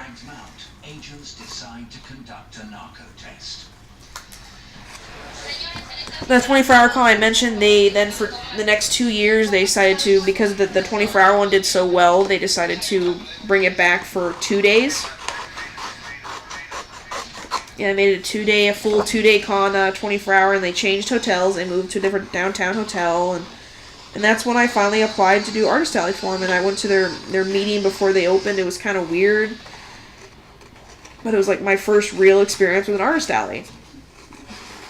The only downside was they had the Artist Alley in this open atrium area, so I had to pack up every night and pray that no one stole my stuff, which no one did. I did okay. I didn't do amazing sales-wise, but I think when you first start out, you really shouldn't be too focused too much on making back all your money. In reality, you should always do your local shows first before you start experimenting and going to flying out to a convention or driving more than, I would say, 2 hours. If you drive like 4 or 8 hours, you're gonna need a hotel, unless somebody else is gonna drive or you're gonna take turns. And I've had some of my art friends tell me they will drive back and forth between their house and the convention, and their house is nowhere near the con. Like their house is like an hour away, and I'm like, damn. I wouldn't want to drive 2 hours each day, especially at the end of at the end of the day at a convention, you are dead. Oops. The suspect is 74 and a citizen of the Marshall Islands, a small Pacific island. So yeah, I've had plenty of experience with conventions, and it took me a while to finally start applying to some and doing Artist Alley. And at first I did it when I was still going to high school. I only did the local ones, and then I slowly started to apply to ones that were out of the city. My mom was still kind of leery about that. And it was funny. I was like, but Mom, not all the shows are going to show up here. We're not that big of a town. And if I want to, expand out my horizons, I'm going to have to go out of my comfort zone. But I've kind of learned now over the years is that if you ever want to do a convention, especially if it's your first time doing it, try to, if you can, attend it first. Can't tell you how many times it helps you to learn the layout of the place too, because it's always very nerve-wracking to show up to a con. I always hate showing up and you don't know where to go, you don't know who to talk to, because people will say, oh, go on this street, and you go, well, where is that street, or do these places connect, is there a bathroom here, maybe the food over here is really shitty or something. I mean, just it helps to know where stuff is. Like for Phoenix Comic Con, I'm kind of glad that I went the first time I went for fun with my mom, and I learned where everything was. I learned how big the show was. It helped. Okay, I need to go to the bathroom. I will be right back. Ow, ow, ow. Oh, knees. We decided the children didn't need to see that.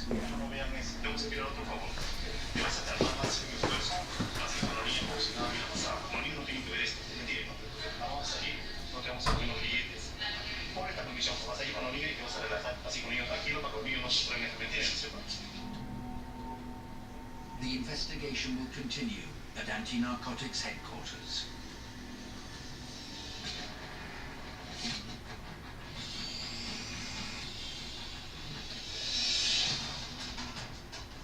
Aided by intel, anti-narcotics police detained a passenger from the Marshall Islands with cocaine in his suitcase. Usted está portando droga en su equipaje de maleta, droga. Now, a prosecutor is present. In this moment, you have I don't think that my way, I don't want to. You want somebody? This is your bag, okay? Yes, it was my bag. So, This is your bag, and all the things that inside the bag are yours, okay? why not these though? You give it to me, they say for cleaning. The passenger admits someone gave him the packages, but claims he was told they were cleaning products. Hi, Max. Max. No. What? Vamos a proceder con la factura de la maleta.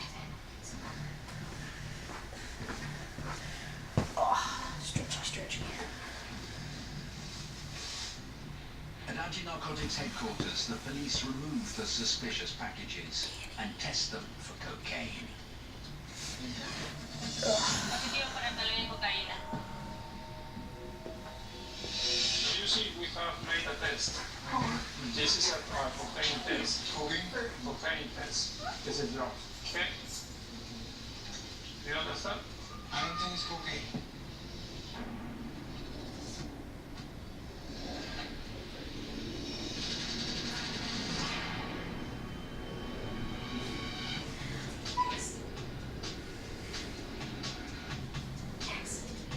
At check-in, passengers line up for a flight to Madrid, Spain, and security staff maintain a watchful eye. They're looking for drug carriers. High trafficking. Sorry. Petting kitties and want to nibble off them real quick. I'm eating a little heart thing. Not the best lunch snack, but gotta nibble on something. The traveller is 23 and claims her father invited her to Spain, but the officer isn't convinced. Some more questions follow.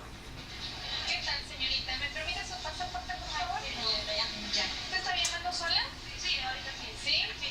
¿Tiene un familiar, algo el destino que va? Su papá. ¿Tiene alguna tarjeta de invitación o algo? No. Como turista. Está yendo como turista. Usted no está viajando a ver a su papá, sino va como turismo y de por ahí va a ir a visitar al papá. Okay. Hey, Max. Agents now transfer the suspect for a luggage inspection. ¿Dónde va la maleta? Afuera.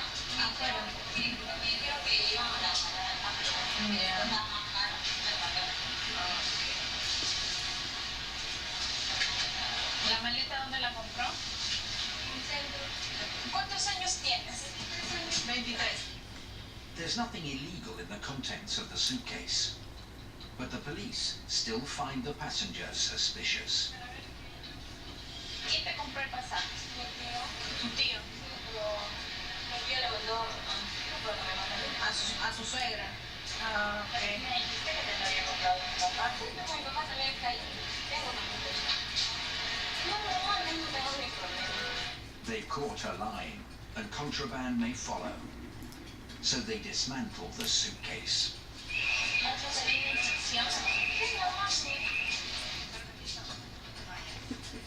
The walls of the bag are unusually hard. While an officer works to insert a probe, others continue the interrogation. Finally, they break through. Now, the narco test.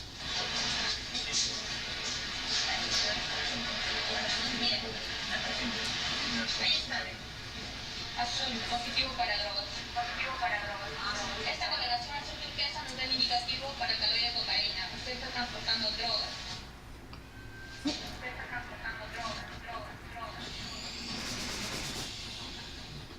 I am the legendary Taiyou chicken strip basket. Now just $4.99 for this and these and those and of course that.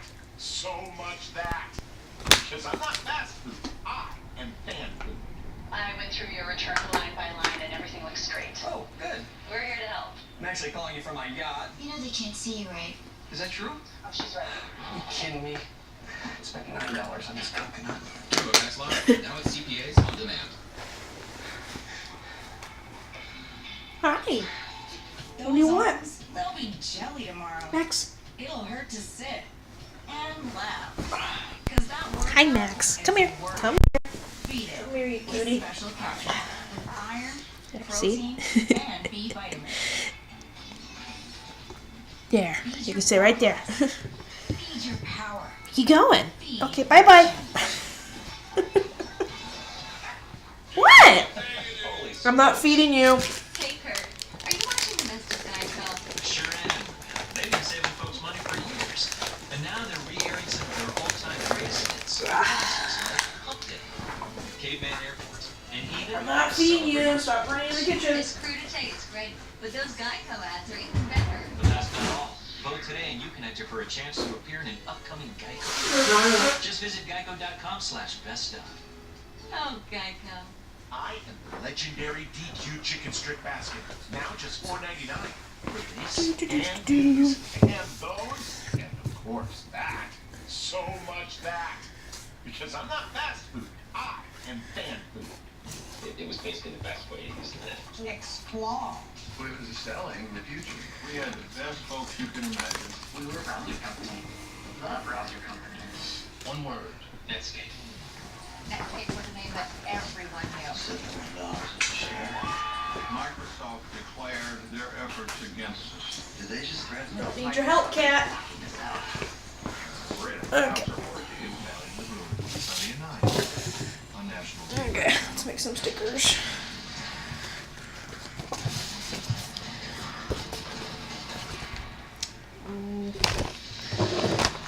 Make that. Jorge Chavez, Lima, Peru. Police area heading to Spain. She's traveling with children.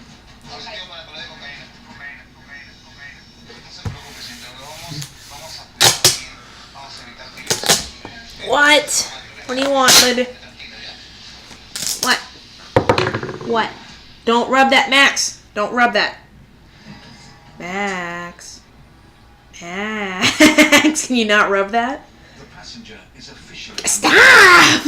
and agents now work to determine the size of the I'm glad you're awake now and you want food.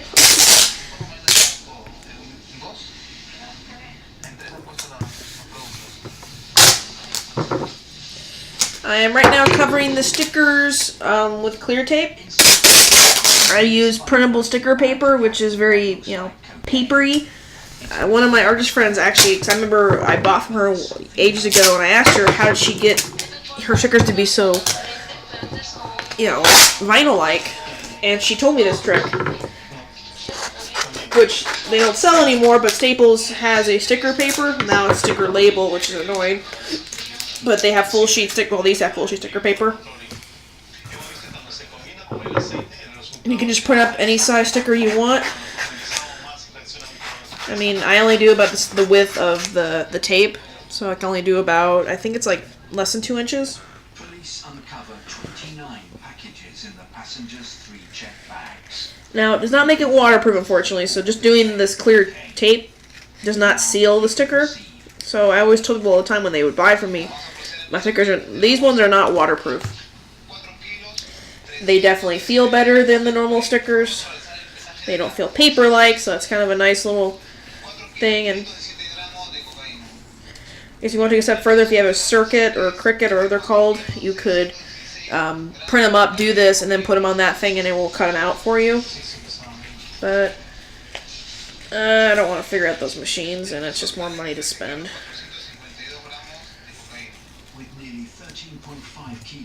These are for my Magikarp Jump packs. I actually only had, I guess, a few packs because I sold out. I even sold a display one while I was at SAC. I was shocked. But then I realized also I can't print up any more of these because I'm running low on...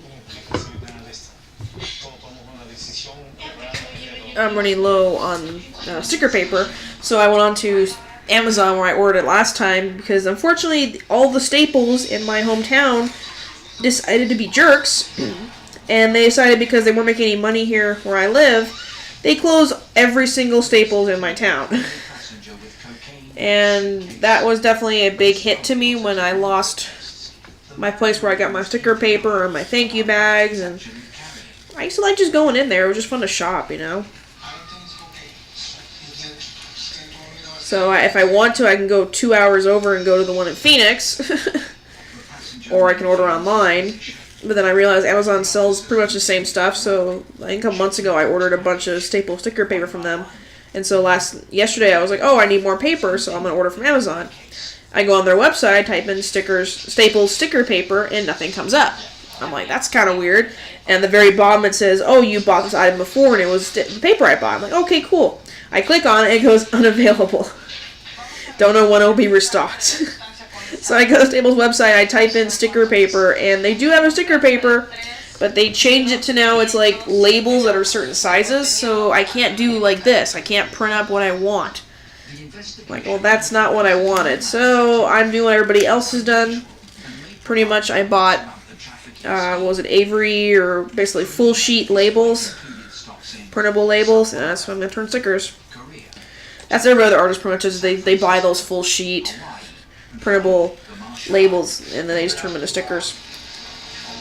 I just didn't know. I found one for pretty cheap on Amazon, so I'm hoping they're okay quality. I ordered a bunch of them because they have like 48 sheets for like $10, so I ordered like $40 worth. So we'll see. It should come in the next few days, so I won't have it in time for this convention, but I'll have it in time for the next one at least. I mean, like I said, if I don't get other conventions, I think I have a one-day show I might be doing in March. That's only a one-day show, and the cleaning products would have needed to clear security at 6 international airports.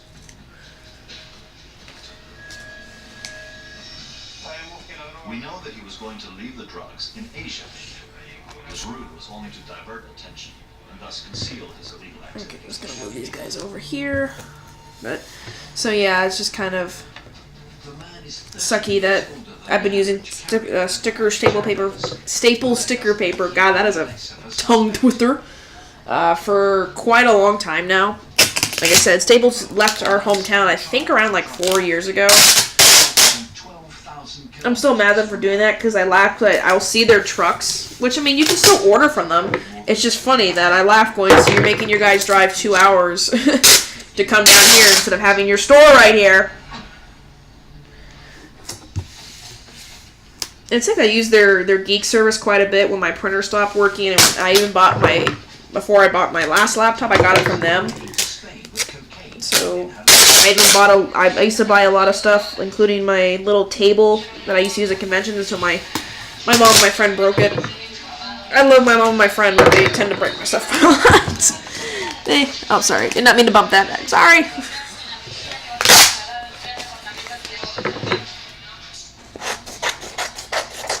So yeah, I'm going to switch my paper finally. But I do get some of my stickers professionally made now. Like I said, I've gotten to the point now where I have enough income, well, at least a little bit of money and a little bit more knowledge to say, you know, I want professionally made products. I want to be able to buy my stuff and feel that it's gonna last, and not buy these handmade items that they think are professionally made. People tell me the stickers look like they're professionally made, and I'm like, thank you, but these are just paper stickers.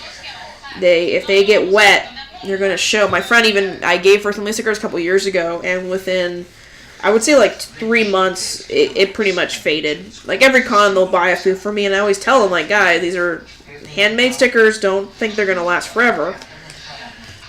I mean, I'll sell them for $1 each, so it's just, it's bargain basement. She admits she lied about the purpose of the trip, but insists she didn't know she was carrying cocaine. She claims she was tricked by a man she met at a party who offered her a job in Spain.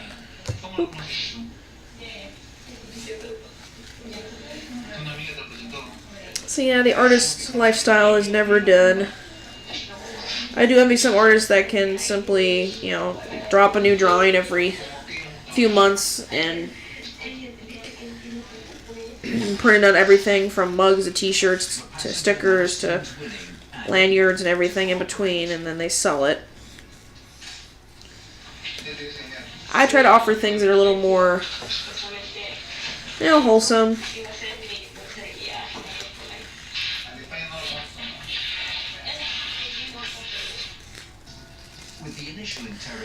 That's why I seem to remember this game, Magikarp Jump. Like, I played it, I think 2 years ago or so. It was really fun. It was fun to a certain extent, I will say, because, I would say I almost beat the game within a week. It wasn't challenging enough, and then it got to a point where it became too challenging or too much happenstance would happen. So when you did, one of the random encounters, some of the encounters were guaranteed to fail. Like, there was the one where I think the scientist lady would offer you a drink and take away your Magikarp, and then pretty much it was 8 times out of 10 he would evolve, which would end that Magikarp. Or the one where you have to reach up for the fruit, and of course that was also another one that I would say 8 times out of 10 that one would also get him snatched up by a Pidgeotto, and bye-bye Magikarp. He'd be gone. And I pretty much got almost every variation I could. All the different colors were hard to get. It just, like I said, it was repetitive. You catch them, play a few mini games with them, train them for an hour or so, and then you get as far as you could with him. You beat a few of the levels, and then he would die, evolve, or whatever, retire. And you'd do it again, and like I said, you could play for 20 minutes and already kind of get bored because it was it's the same repeat thing. That's why I kind of decided to make these little Magikarp kits, because I love all different colors of Magikarp, and I thought, well, I can just do one vector of Magikarp and just recolor them all, which that's pretty much all I did. I made 2 vectors. There's the regular, sit-up, the standard one, the side one, and then this one has the ones where he's laying down. These ones are the laying down ones, the flopping. And I decided I'd do, I'd try to pick one color. I think he has 14 or 15 different variations, and I was like, no, I'm not going to do every variation. I'll do the ones that are the most pretty or least obvious. I think the skeleton one has 2 different variations, some of the polka dot ones, a different variation. It gets ridiculous. I don't think people are going to be that anal. Plus, like I said, people don't really remember this game. They just see, it's a Magikarp sticker set, and I'm like, yeah, it was an app game. Yeah, I think it's still out there. I think you can still play it. And they're like, oh, and I'm like, wow. When it came out, everybody online was playing it. We're all posting our Magikarp colors and scores and our best Magikarps. I remember when on Twitter was anyway.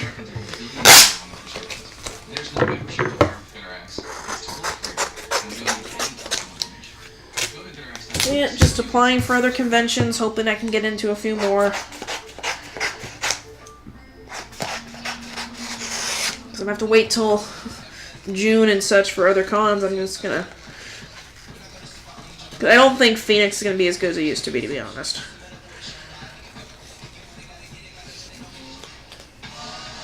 Like I said, Phoenix is okay, but it's just not what it used to be. And I'm giving it this year is my last year to give it to see if it does okay, if I need to stop it. Because again, that one's pretty expensive. It's around it's getting close to around $300 just for the table, And yeah, you do get 3 badges, but I was kind of laughing going, with the increase of the table cost over the last few years, it's getting to the point where it's almost going to get cheaper just to buy the full event pass than it is to buy an artist only table. And before, it was a really good deal to buy the artist only table because you get 3 passes, and when you divide out by 3, it would make each pass like $60. And the full event would be like $95, so it made it a really good deal for your friend to invite you to help run his table, and you get in for free. Which also led to a lot of problems, because I remember one year when I got moved around, because they moved some things around. They used to have a really cool free Star Wars area. It was right next to me. And I did really well because I was next to the bathrooms, and I was right next to the Star Wars free area, so of course I would get the flow from the Star Wars area and from the bathroom, and I did pretty well. Well, they decided to move all that free stuff to the 3rd floor and open up for more artists, so I kind of had 3 more rows of artists in front of me, and I was like, oh, okay. And I remember I didn't get a corner, because see, before I had a corner. I was in a middle corner, I wasn't on the main aisle, but I still had a corner, so I had a little bit of extra oomph. And when that year they moved me into a center area, I was like, oh, okay, it's probably because they had to rearrange stuff. I'm like, okay. But I got really mad because at the end of my row on the corner, there was this girl, and I kid you not, I use that phrase a lot, I need to stop using that phrase. Her table was literally just this. That was it. She had literally 1 print just sitting there like that. And she's on her phone, like, texting like this with her friends next to her on their phones, too. And I remember I walked past them, it's all 3 of her friends, well, 4 of her friends, I think, were back on the table. You get 3 passes, so probably one of her friends probably paid for a day pass or something else, or she paid cheaper for the extra passes. I remember how pissed I was. She had no banner, no display. She literally had like 1 or 2 prints on her table, and that was it. She never made a single sale all weekend. And I know why she bought that table was because she wanted the extra passes for her friends to get in. Like I said, at the time, it was still cheaper to buy an Artist Alley table than it was to buy the full event. So maybe she did, there could have been a reason. She could have had a medical reason, or maybe it belonged to her sister or someone else, and they felt like but still, like, to only have 2 prints, and they were on their phone, they never said hi to me, they never greeted anybody, it was just so annoying. Oh, I lost my viewer. Okay. I probably had to go eventually, so. But, it will. Concerned about herself. Her children's future is still in doubt. Almost done. Sorry. Hands.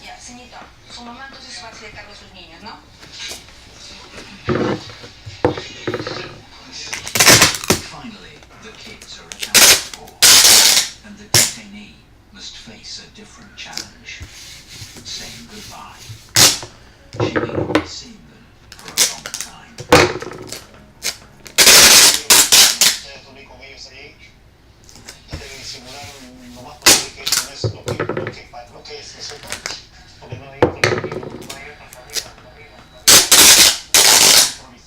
We had to create an environment where the mother could be with her children. We did everything in our power so that these kids wouldn't notice anything negative about the situation.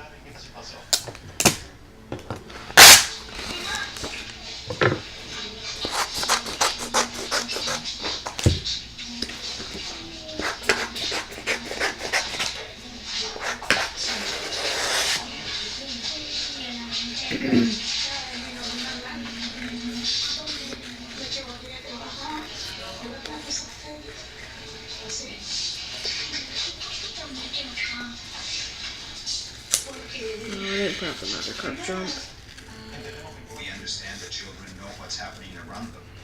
Those are the consequences, the side effects of the drug trade. The detainee is now in the hands of the Peruvian justice system for attempting to carry nearly 13.5 kilos of cocaine. She could face 15 to 25 years in prison.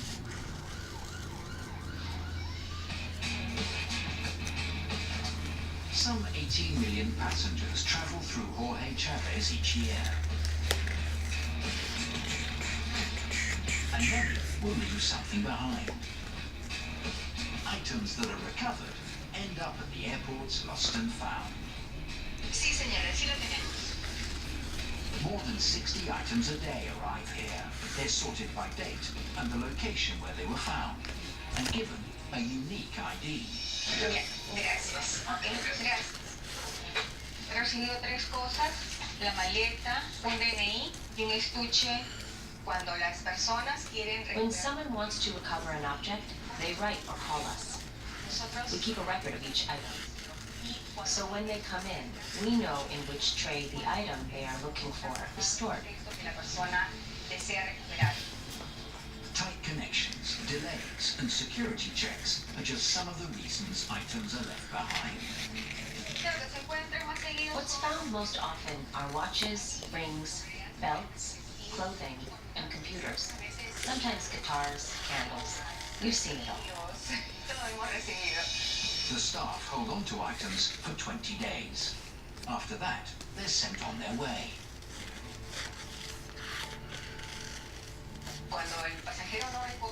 Unclaimed objects are donated in batches to the charity of the El Callao municipality.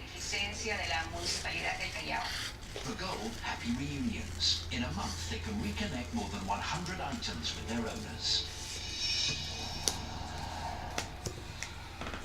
Anti-narcotics police received an alert. A passenger in the airport had once been imprisoned in Dubai for drug trafficking. The report mentioned candies that contain coca.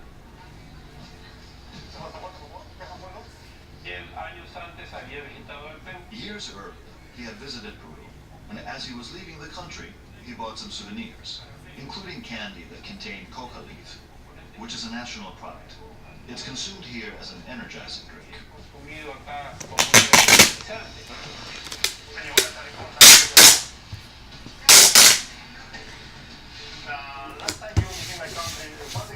Hi, little girl.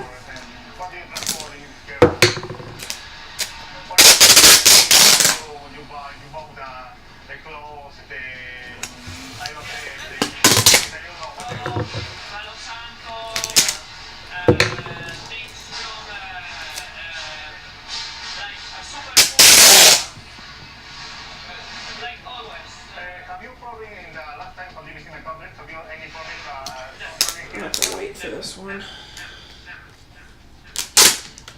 The passenger doesn't talk about his problems in Dubai. For officers, it could be a sign he's got something to hide. Okay, I'm gonna have to do this one in 2 layers. Most homeowners draw a blank when asked what their home project should cost. That's why at Home Advisor, you can see what others pay for similar jobs in your area. Start your next home project knowing what you should pay. Go to homeadvisor.com or download the free app. This one's a little too big, so I'm just gonna have to wait. All new oven-baked pasta. Pasta's baked bubbling hot, like new, rich and creamy lobster shrimp mac and cheese. All new oven-baked pastas. For a limited time, only at Aldi. Wow, that's an aggressive yellow. Pretty great, huh? If you're a banana. I find it very appealing.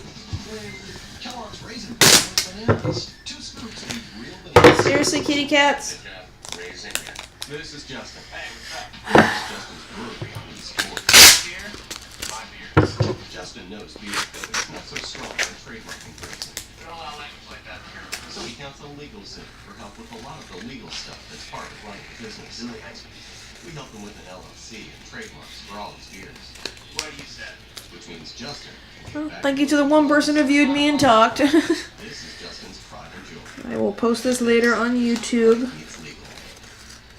Just want to find a used car without getting ripped off. Start at thenewcarfax.com.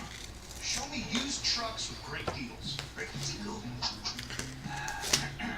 Show me the car. Start your used car search at theallnewcarfax.com. Metro has a hot new deal. Yeah? 4 lines. Only $100.